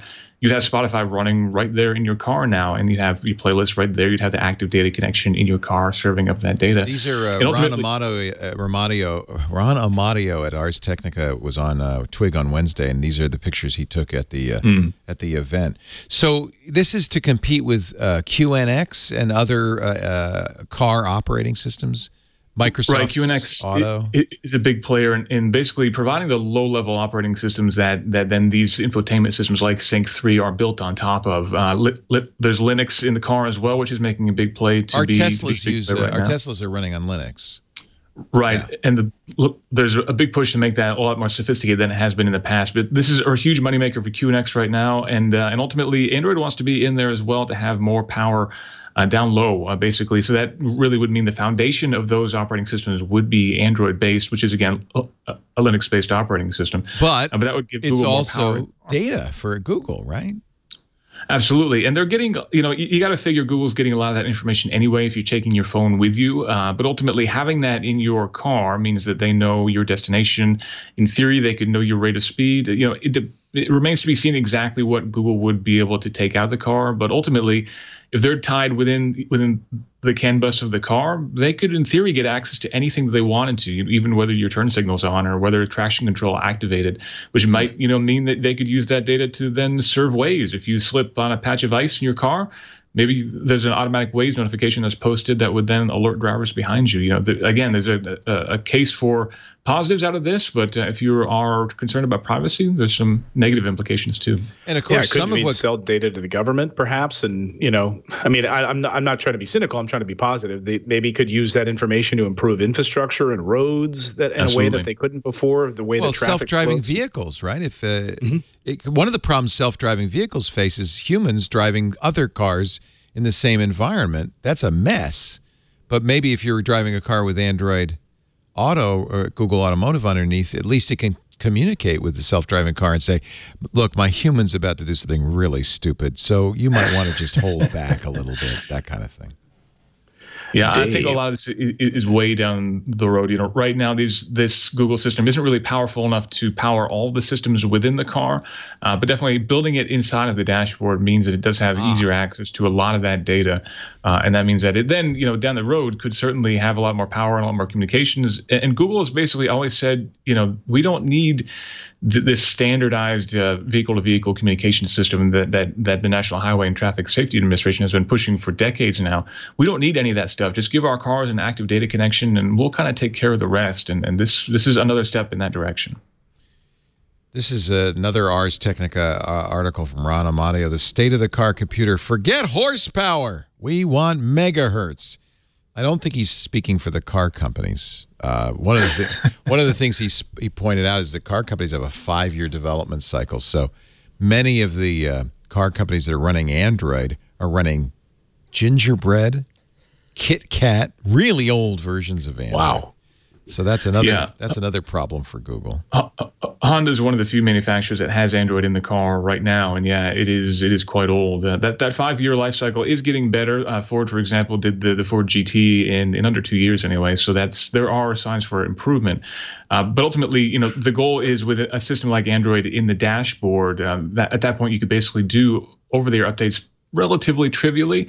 But of course, that's a whole new thing for automotive manufacturers. You know, they're used to writing software once and shipping it and having it be supported for 10 years as is. So the notion that you would need a software update for security reasons in your car, that's kind of a whole new world for a lot of manufacturers, something they're just kind of still getting their heads around. Right. My wife has the new Volvo, what is it, the XC something, the SUV. XC90. Yeah, and you know, recently there was some software glitches, and they had to, you know, you have to drop it off for a day while they take care of it and update the software. It's decidedly inconvenient. Whereas a Tesla can overnight, you could set your download time. You know, when you want the software update to go, and I want it at 11 o'clock at night, and it'll be done by 1 a.m. And then you wake up the next morning, and it shows you what was in the update. You know, right on your screen. These are the things we updated.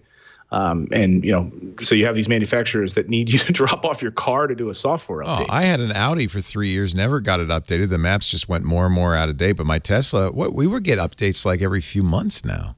It's happens all the time. And by the way, Tesla puts in Easter eggs. They're so funny. The latest one, before you normally tap, if you have autopilot, you tap the stem twice to turn on autopilot. If you tap it 4 times now, it does the Super Mario Rainbow Road.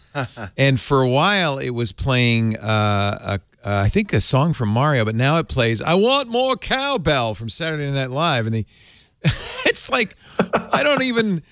So you just wonder what else is in this thing. At Christmas, did you do, on my Model X, the doors open, it played a Mannheim Steamroller Christmas song, and it was flying. It was... And they took it out. I was pissed. I wanted to keep doing it. I want the Super Mario Brothers stuff. I got to check for that. Yeah, you have to have autopilot. I don't know I don't know. You know. Yeah. There's a whole. You know, you can find it on the web. A whole bunch of, I guess, Tesla Easter eggs. So it's interesting because when, for instance, Microsoft did Microsoft Car, they just wanted another market for Windows. It was a Windows CE. Now you got to feel Google is fighting for more than, in fact, they're probably giving it away like they give away Android because they want the data. Yeah, they want that time spent in car for you to be, I really think they want you to be producing 20 minutes, 30 minutes more data and send They want data from you every minute of your life. Right. They'll put a sensor in your bed. Right. They'll put a camera in your bathroom. Actually, isn't that what Amazon's doing with the Amazon Look and the Amazon Show? And by the way, I immediately ordered both because I'm an idiot. There's 2 ways to go. I mean, and I'm starting to regret the way I went. But you could either be paranoid and careful and tape over, and I see lots of people taping over their cameras, forgetting that, of course, you have a camera conveniently in your pocket with a microphone and a GPS that's always connected to the internet, so who cares about your laptop? Those apps are listening. I know. They could be. In fact, some of them are. They are. They listen to TV. Yeah, right. Exactly. They are listening. So I just gave up. I said, oh, screw it. I'm not going to when I install Windows now, I say, do it all. Turn it all on, Microsoft. I got nothing to hide. I don't cover up my cameras. I buy the, look and the show from Amazon. I feel like I've just given up. And, what is the worst that's going to... Seriously, I ask you, gentlemen, smart gentlemen of the jury, what's the worst that's going to happen? When you just also ordered that Amazon stripper pole and you've got the Amazon look next to it. Yeah. So what? No one wants to see me naked.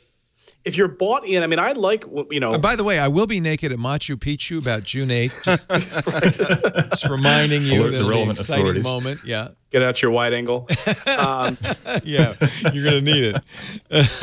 I don't know. I mean, I guess I'm the same way as you, Leo. I could go off in the paranoid space, but then you really have to be all in on that. And you really have to start. I mean, you turn off location tracking on your phone. You try. Good luck. Good luck. You won't. Basically, you'll be going back to the 19th century.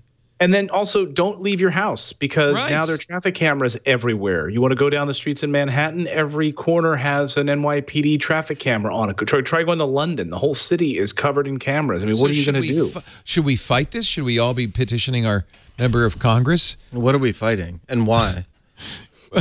We want privacy. I want privacy. No, so if I want, I don't. No, we don't. No, because I like all the modern conveniences. Yeah, totally. I want Google to remind me, you better leave for work. Traffic's terrible. I want it to do that. There's a couple groups of people who need to care, and that's the politicians. I think Anthony Weiner. I like that. Right. I think that's great. That's going to weed out the bad apples.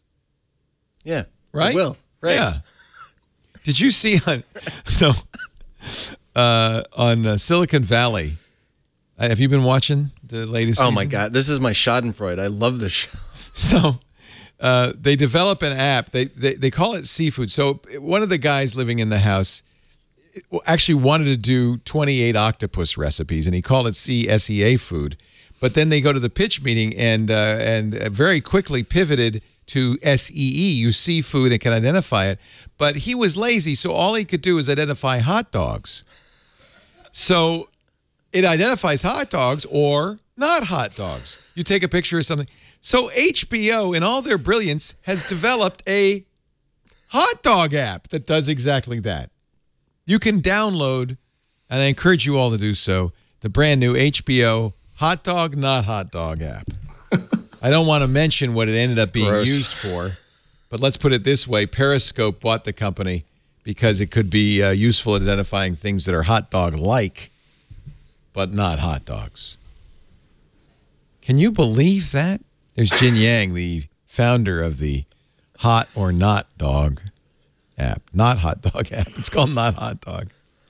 All right, let's TV. See, this is why I want them to know everything about me so that everything I do, every media event I consume is tailored to my particular bizarreness. Wouldn't that be awesome?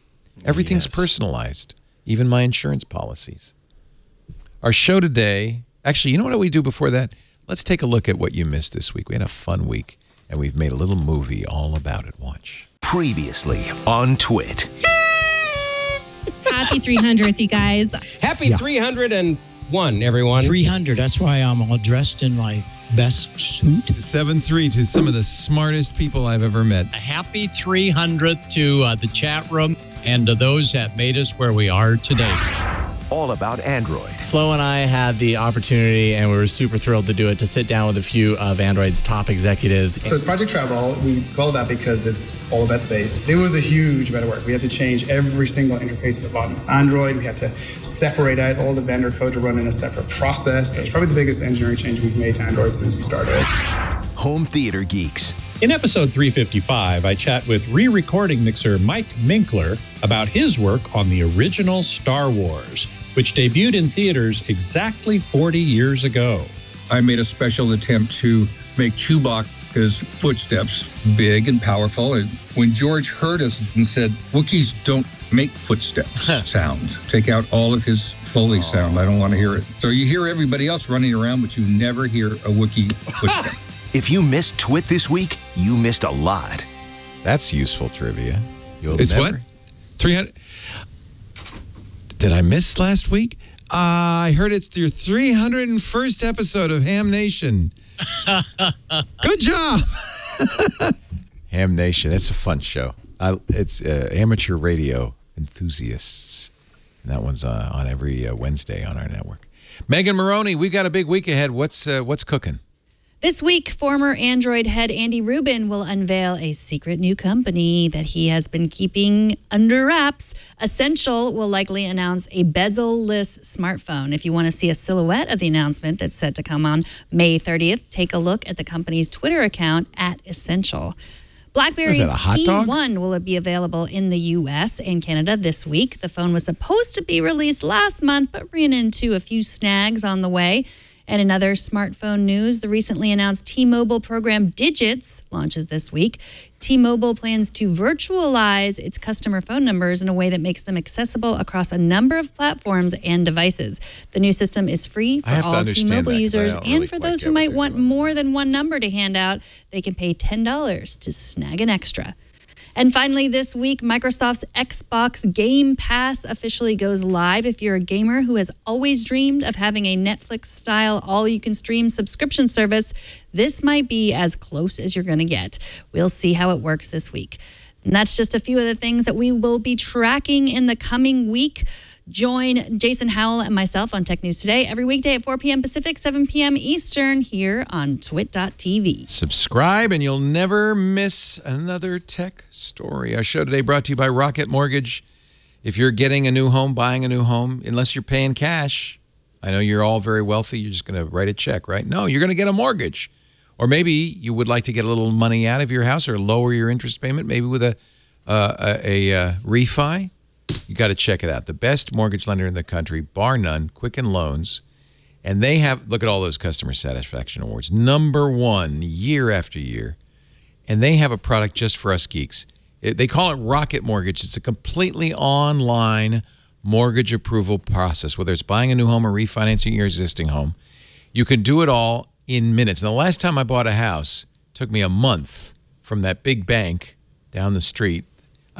They wanted more paperwork, we went on vacation. We were faxing paperwork from a cruise ship. It was crazy. Rocket Mortgage, you can do everything you need online, including submitting the paperwork you need, the pay stubs or the check statements, and you can customize it, customize the term and the rate, and get approved in minutes, not days, not weeks, not months, minutes, for a loan that's just right for you. Now, I know you're probably not buying a house right now, but make a note of this, quickenloans.com/twit2, and when you're ready to buy, you go to Rocket Mortgage.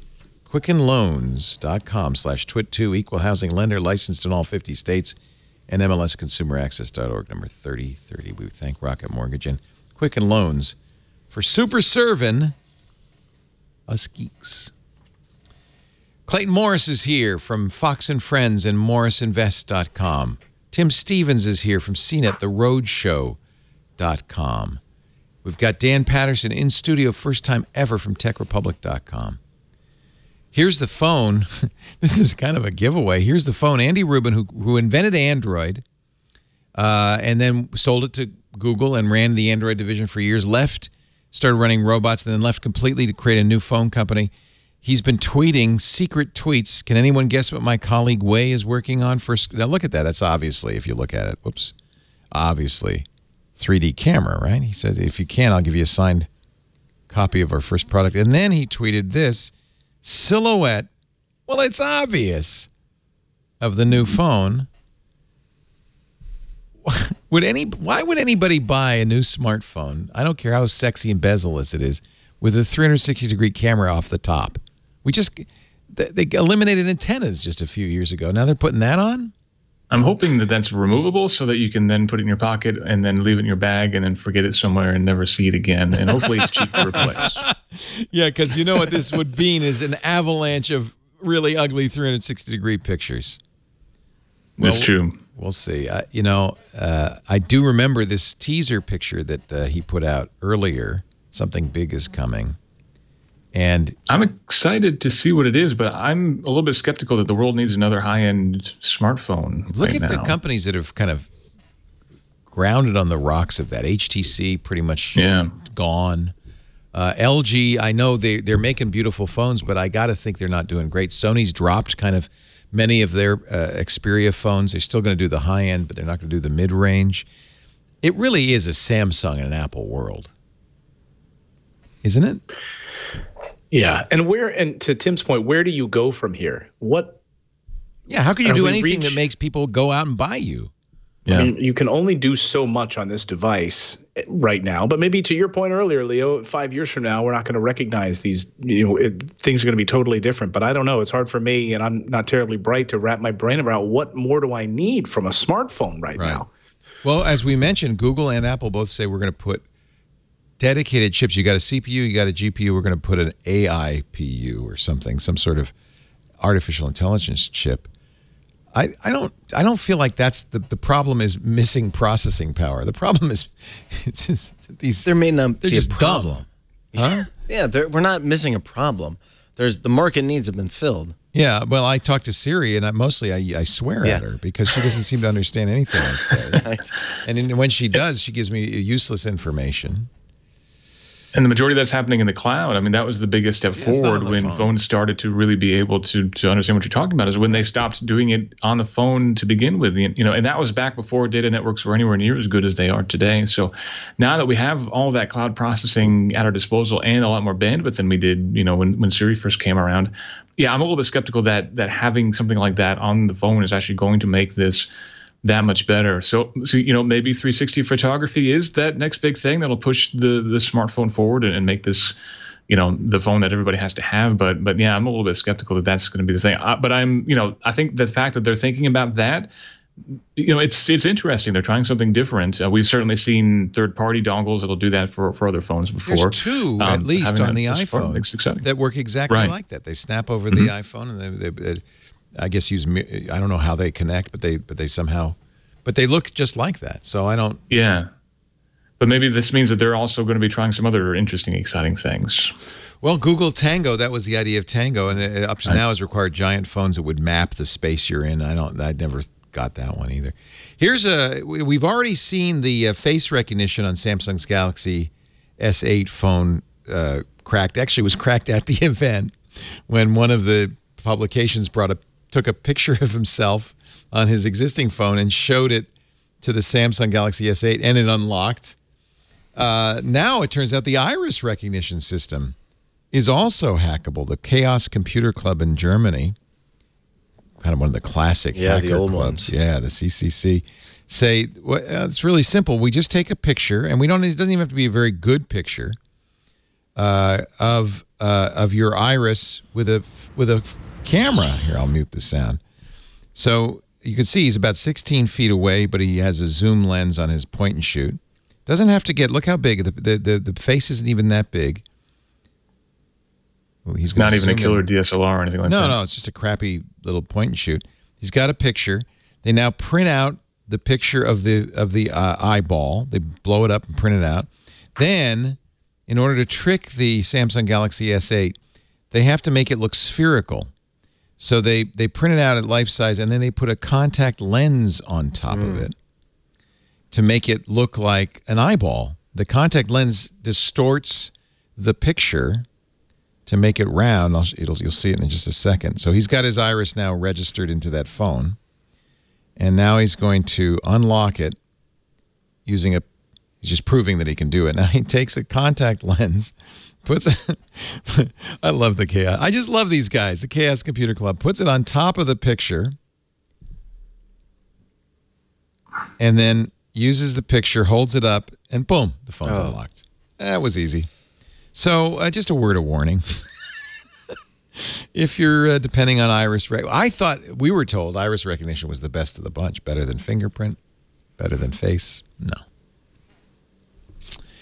WannaCry is probably not the end of the line. Excellent article in The Atlantic today from Bruce Schneier, one of my favorite security guys. The Schneier blog is, really great. He talks in this article about the shadow brokers. This is the hacker group that embarrassed the NSA by dumping a lot of exploits onto the internet. That's where WannaCry's magic capability of spreading over your local area net came from the NSA and came from this shadow brokers dump.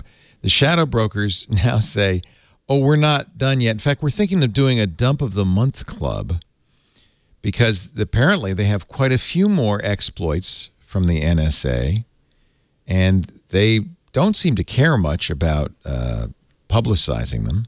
If this isn't an argument against stockpiling 0 days, I don't know what is. Well, that's an interesting question, because don't you think that intelligence agencies also need hacking tools to... Yeah, hacking tools are one thing, but stockpiling... We have a story that kind of picks apart the real nuanced reasons why, coming out on June 1st. But the basics are easy to understand, and that is if there are 0-day exploits within a system...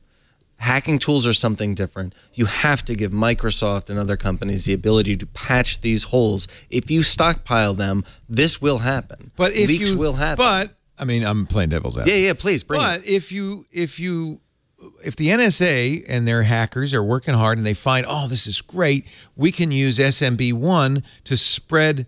By the way, they wouldn't do it with encryption, ransomware. They would use it to spread a eavesdropping tool onto all of the computers in the Russian embassy. Yes. Wouldn't they want to hold on to that? Why? If they tell Microsoft they can't use it. And there is solid evidence. We are 6 years now, 7 years past Stuxnet.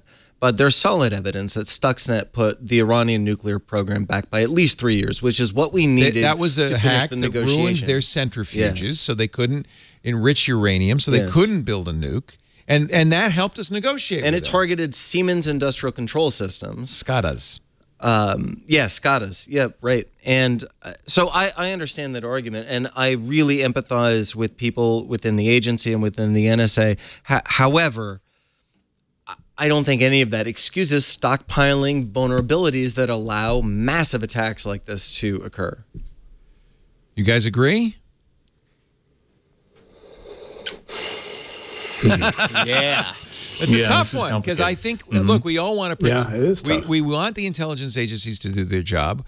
We want them to protect us from terrorism. We want them to do espionage as needed to protect us from foreign powers, who are, by the way, without any trepidation, stockpiling and spying on us. I don't think the FSB in Russia is having any debate at all about whether they should reveal these vulnerabilities. Not a bit. So don't we?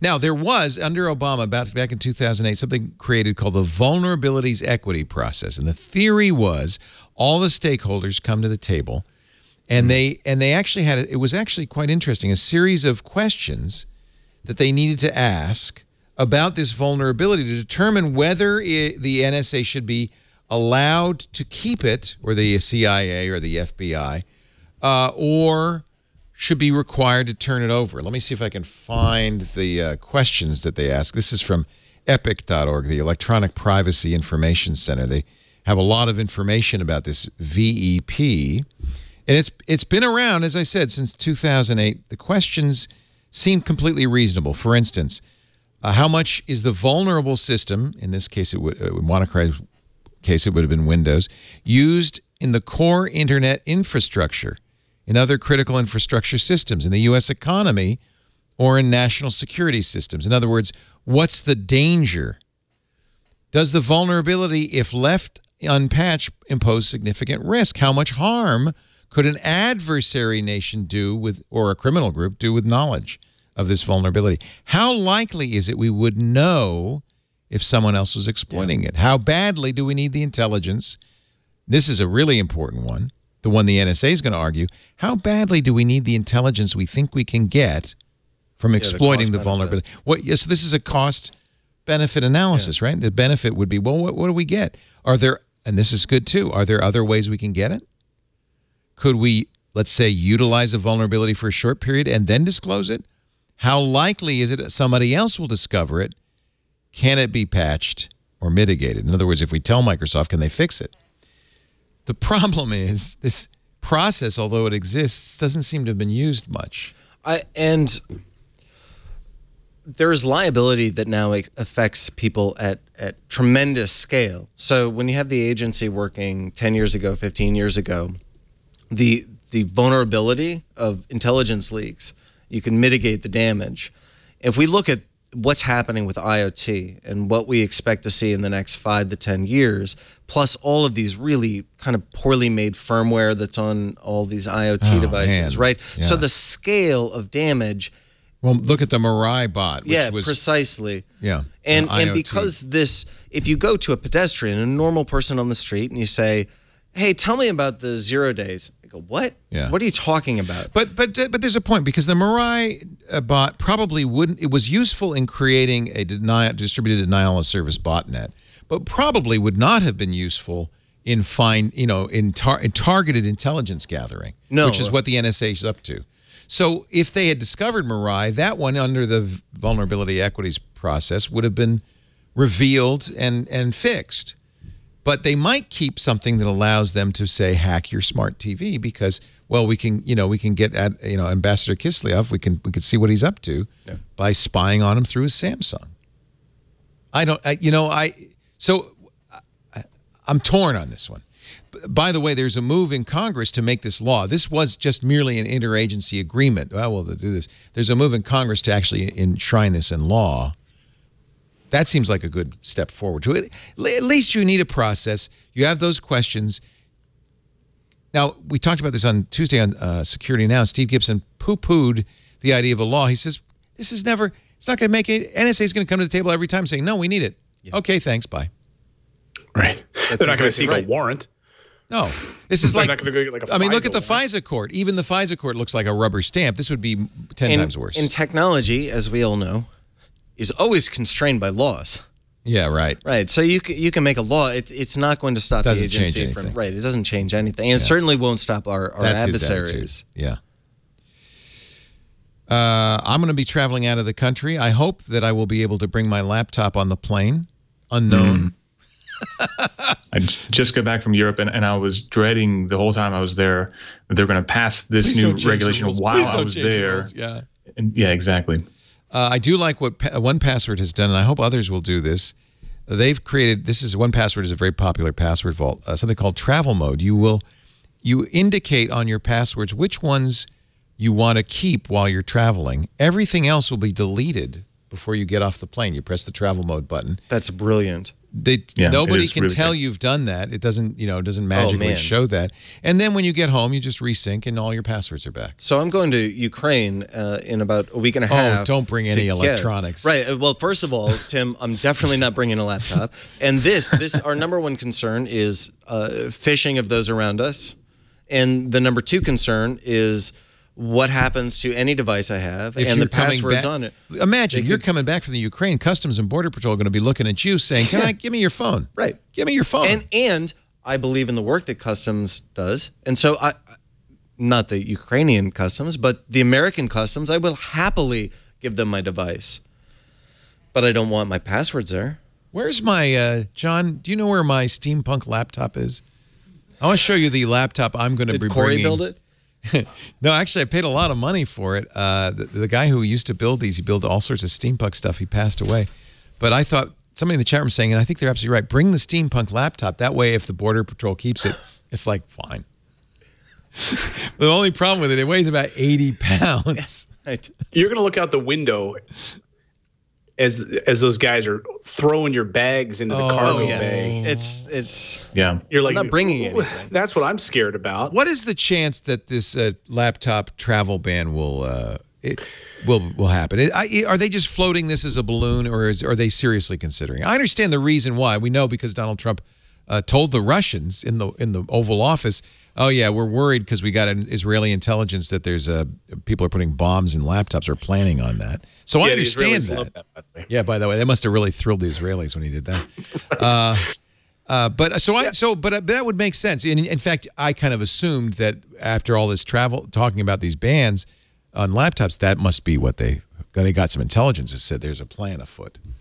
I had a feeling is that it's coming. That we're taking shoes off. I was going to say I had a feeling this was coming. If we had to take our shoes off, I mean, batteries inside of a laptop. I mean, in this age of cyber warfare, what is a terrorist, an some sort of advanced organization like ISIS. We know how savvy they've been, online, what they've been able to do to recruit people. I mean, using laptops was not that far afield for them. So is it possible I'm going to be gone June 5th through the 18th at sometime in the middle of my trip? They're going to say, oh, yeah, by the way, don't bring that. You're going to have to check. Good luck. We'd have to put it in checked luggage. It's not like I'd have to give it up.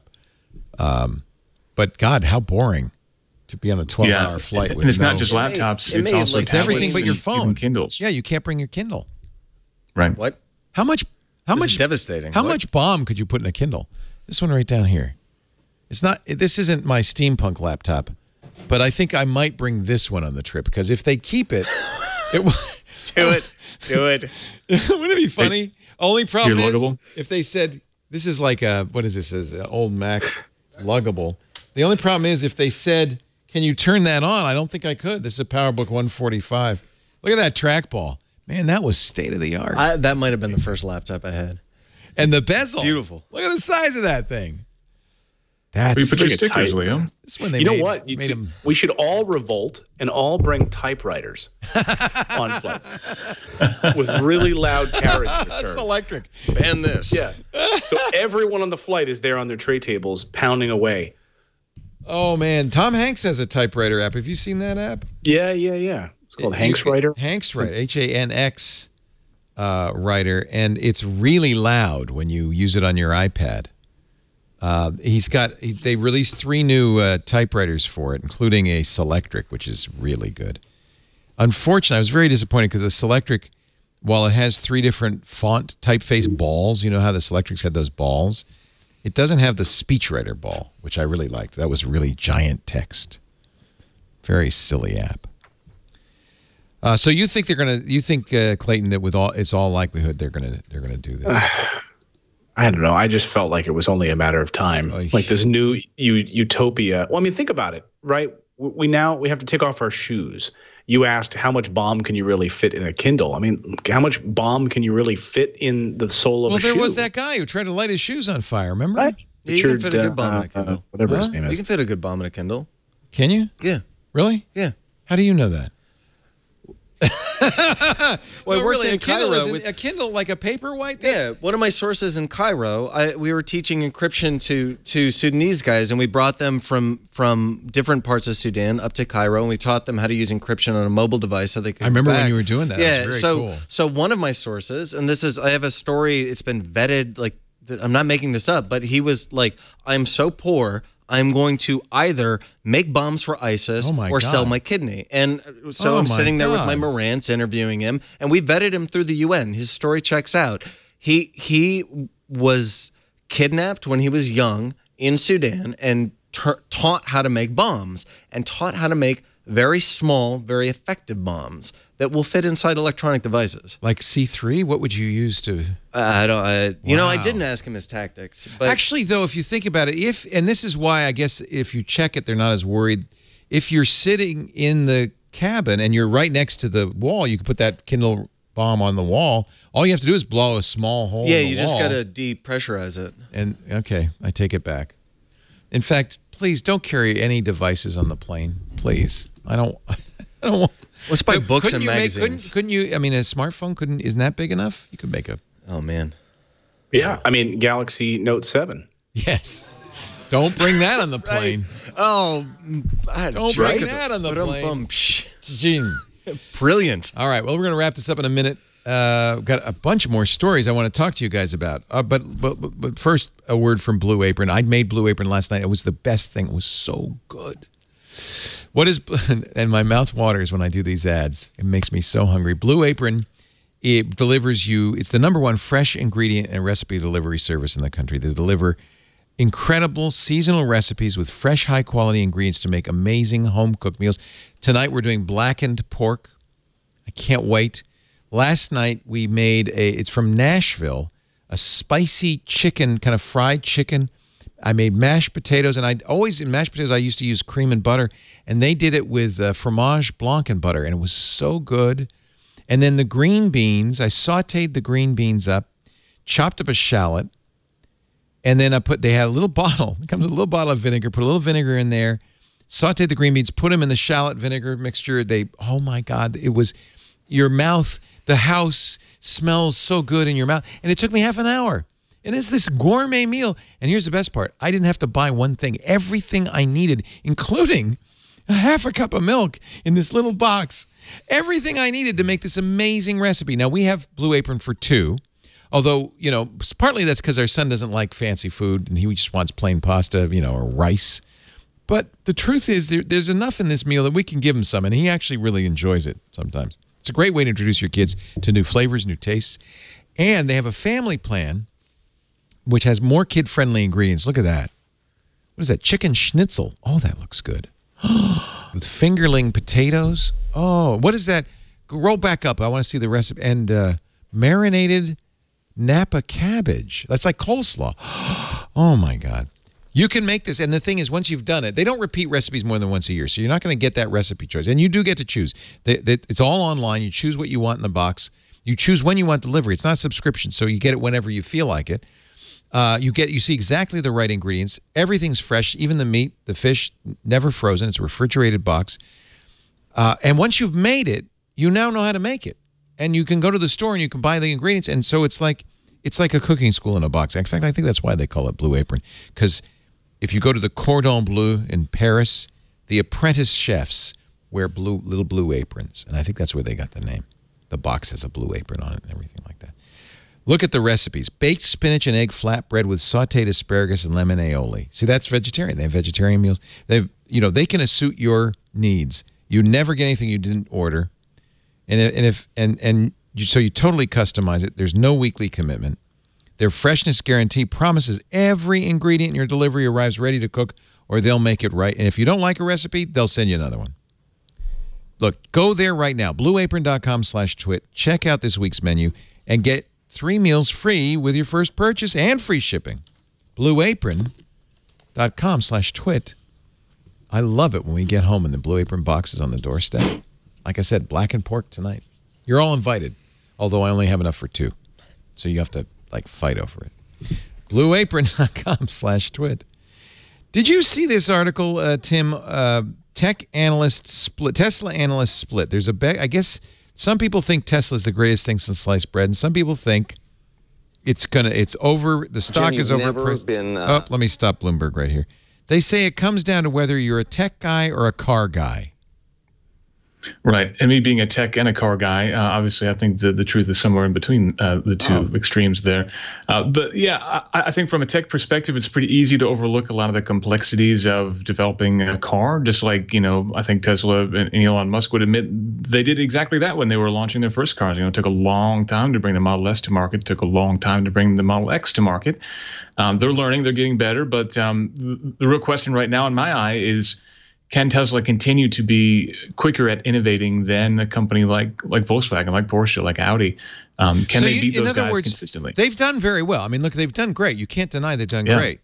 And they've ramped up, and they're producing the Model 3, and it looks like they're going to get to whatever their goal is per year. What was it, 80,000 vehicles a year? But you're saying, okay, fine, now here come the big boys. Right, exactly. And Porsche is investing hundreds of millions of dollars into battery facilities, into basically the groundwork that they need to make a killer EV. And that's going to be a really good car when that comes out. And if they can make a car that's better than the Model S, that costs less than the Model S, and from a brand like Porsche, are people really going to continue to support Tesla? Right now, Tesla's got a unique proposition. They make a really fast, really nice looking EV. When everybody has a really nice, really fast looking EV, and you can buy one at any dealership just down the road and have a warranty that you trust, and all the other things that come along with buying from a major manufacturer that you're familiar with, will Tesla continue to have this position? And that's that I think is the big question. And ultimately, I don't think anybody really knows the answer to that right now. So, but that's for investors. For people buying a car, would you say, did I make a mistake buying a Tesla?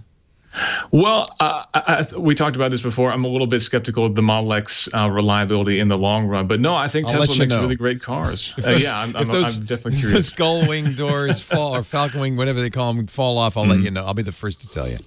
And it seems like Tesla makes a car that drives like nothing else on the road right now. I love my Tesla. Yeah, it's and fantastic. Once you drive an electric car, you don't really ever want to go back to a gas vehicle, right?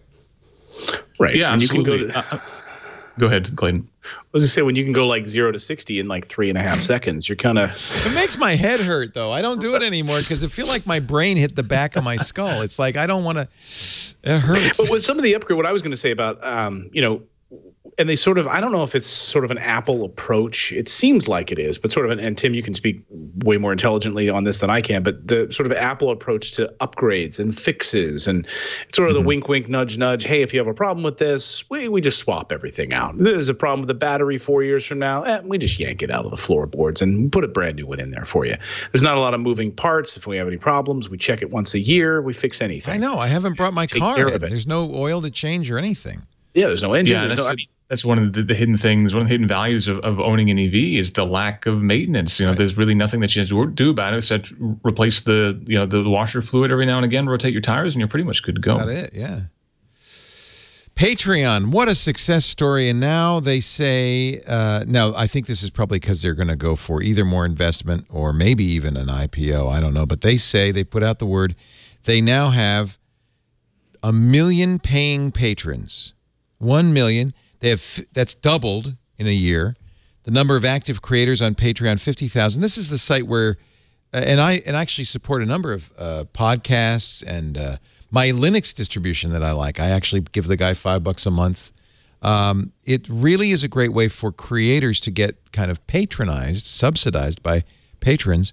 They are on track to pay out unbelievably $150 million to creators this year. That's just amazing. Now, that doesn't mean they're amazingly profitable because they take a 5% cut. So a little math will tell you that's $7.5 million in revenue for Patreon. So they're kind of a small company. But some congratulations, I think, in order for Patreon and the success of Patreon. It's really kind of impressive. And the success they enabled. I think this is also one of the blown opportunities of Medium. Everybody thought for a while Medium recently launched their subscription program, forgetting Yogg's Law. Which way does money flow in publishing? Towards the creator. Oh, interesting. Medium wants you to pay them to curate stories that other people have created. There are bloggers on Patreon, aren't there? Yeah, Patreon takes a percentage of revenue generated by creators. So this is a huge missed opportunity by you're absolutely right. Medium, right? It's Yogg's Law. It's like all money in publishing should always flow towards a creator. Your agent takes a cut and the publisher takes a cut. But in Medium's case, they wanted us to pay them instead of paying the creator. I'm way more loyal to a writer, to somebody who creates software for a living. I'm way more loyal to those things than I am to some startup that's already well-funded. By the way, I never heard it before, but I'm in love with Yogg's Law as a creator. Right. I think that's a good law. I'd like to make that a law. Robot police in Dubai. Right now, they don't do much except salute and answer questions, but could it be RoboCop? Dubai says that they want 25% of their police force to be robotic by the year 2030. Is this just a gimmick? Hello, citizen. You can definitely see some limited security roles being easily done by then. If it's just someone on patrol, taking a report, monitoring suspects, that kind of thing. That I think is easy enough to do, and that's probably a pretty substantial part of a day-to-day workforce of a security officer. So that kind of thing I think sounds realistic. But ultimately, the idea of like a District 9 style digital soldier walking down the street with a gun on their hip, I think we might be able to further down the road in 2025 to get that kind of thing. Go ahead, Clayton. We all saw Age of Ultron. You know how that goes. You make that mistake. I can see this being like meter maids. You got to have a kill switch. Kind of if you're going to make a robotic cop, there has to be a plug you can remove. Unplug the plug. Right. There's, it's just obvious. All you have to do is see RoboCop, and you need a way to unplug the thing. That's all. And we'll wrap up with a farewell to the Dean of Tech Journalism. Walt Mossberg's last column appeared in Recode on May 25th. He's been doing this longer than anybody except me. He started in 1991, right about when I started doing tech talk radio, although I'd been writing about tech since the late 70s. Long time to be writing. First in the Wall Street Journal, then he left the Journal and started Recode. Here's his first column. And, you could probably, say the same thing again. Personal computers, he wrote, are just too hard to use, and it isn't your fault. The computer industry boasts its products can help everyone be more productive. Maybe so, but many people can't afford the time and money needed to get the most out of PCs. So, Walt, well done. I hope I can retire someday, too. But meantime, we'll stick around and fill the gap left by Walt Mossberg. Hey, you guys are great. Thank you so much for being here. Dan Patterson, you can find more of him at Tech Republic. I think we should just get you on to talk about all the things you learned covering the campaign, the tech angles in the campaign. And we'll look for your writing in Tech Republic about that, too. Well, it's always wonderful to be here. Leo, you have been, and Twit has been, through thick and thin. I've had a long career, and I've had ups and downs, and Twit has been there consistently. Mostly thick when it comes to Yes, right, yeah. I'll join you. Well, thank you. It's really great to have you, Dan. I really Great to be appreciate here. it. Yeah. A huge respect to the stuff. You too. The stuff you do. Clayton Morris, you'll find him at Morris Invest. Not plural, singular. MorrisInvest.com. At Clayton Morris, and of course on Fox and Friends every weekend. Thank you. I'm sure you're tired. You must have gotten up at 4 this morning or 3. When do you get up when you're going to do that show? Yeah, I got up at 4 this morning, and I've got to get up 4 tomorrow to do the show on Memorial Day. Did you get a nap or anything? No, I didn't, because my wife had me grilling. We had a whole bunch of people over for a little Memorial Day thing, so I had to get the grill out, get the yard ready, and all that stuff. Got to have the barbecue. What'd you grill? Did you do brochettes? Did you do? We did some burgers. Yeah, we did some burgers and corn. We did some corn on the grill. Some nice, sweet New Jersey corn. Yeah, a little olive oil, a little sea salt wrapped up and on the grill. It was good. And here's some fireworks going behind me now, too. It's nice. Get on out there and enjoy. They must think it's 4th of July. Thank you so much, Clayton. Also, thanks to you, Tim Stevens at theroadshow.com. I actually wish we had more time. There's so many other car stuff I want to talk with you about, but good news.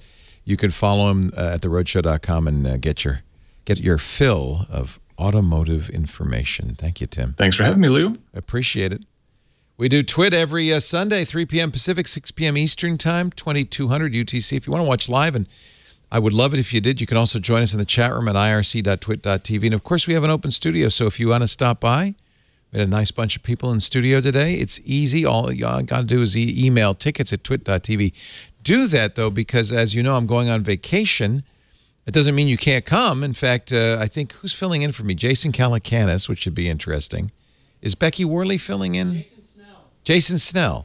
So if you want to come to those shows, you can. But if you email tickets at twit.tv, we know the schedule. We'll let you know who will be here on the days you'd like to be here.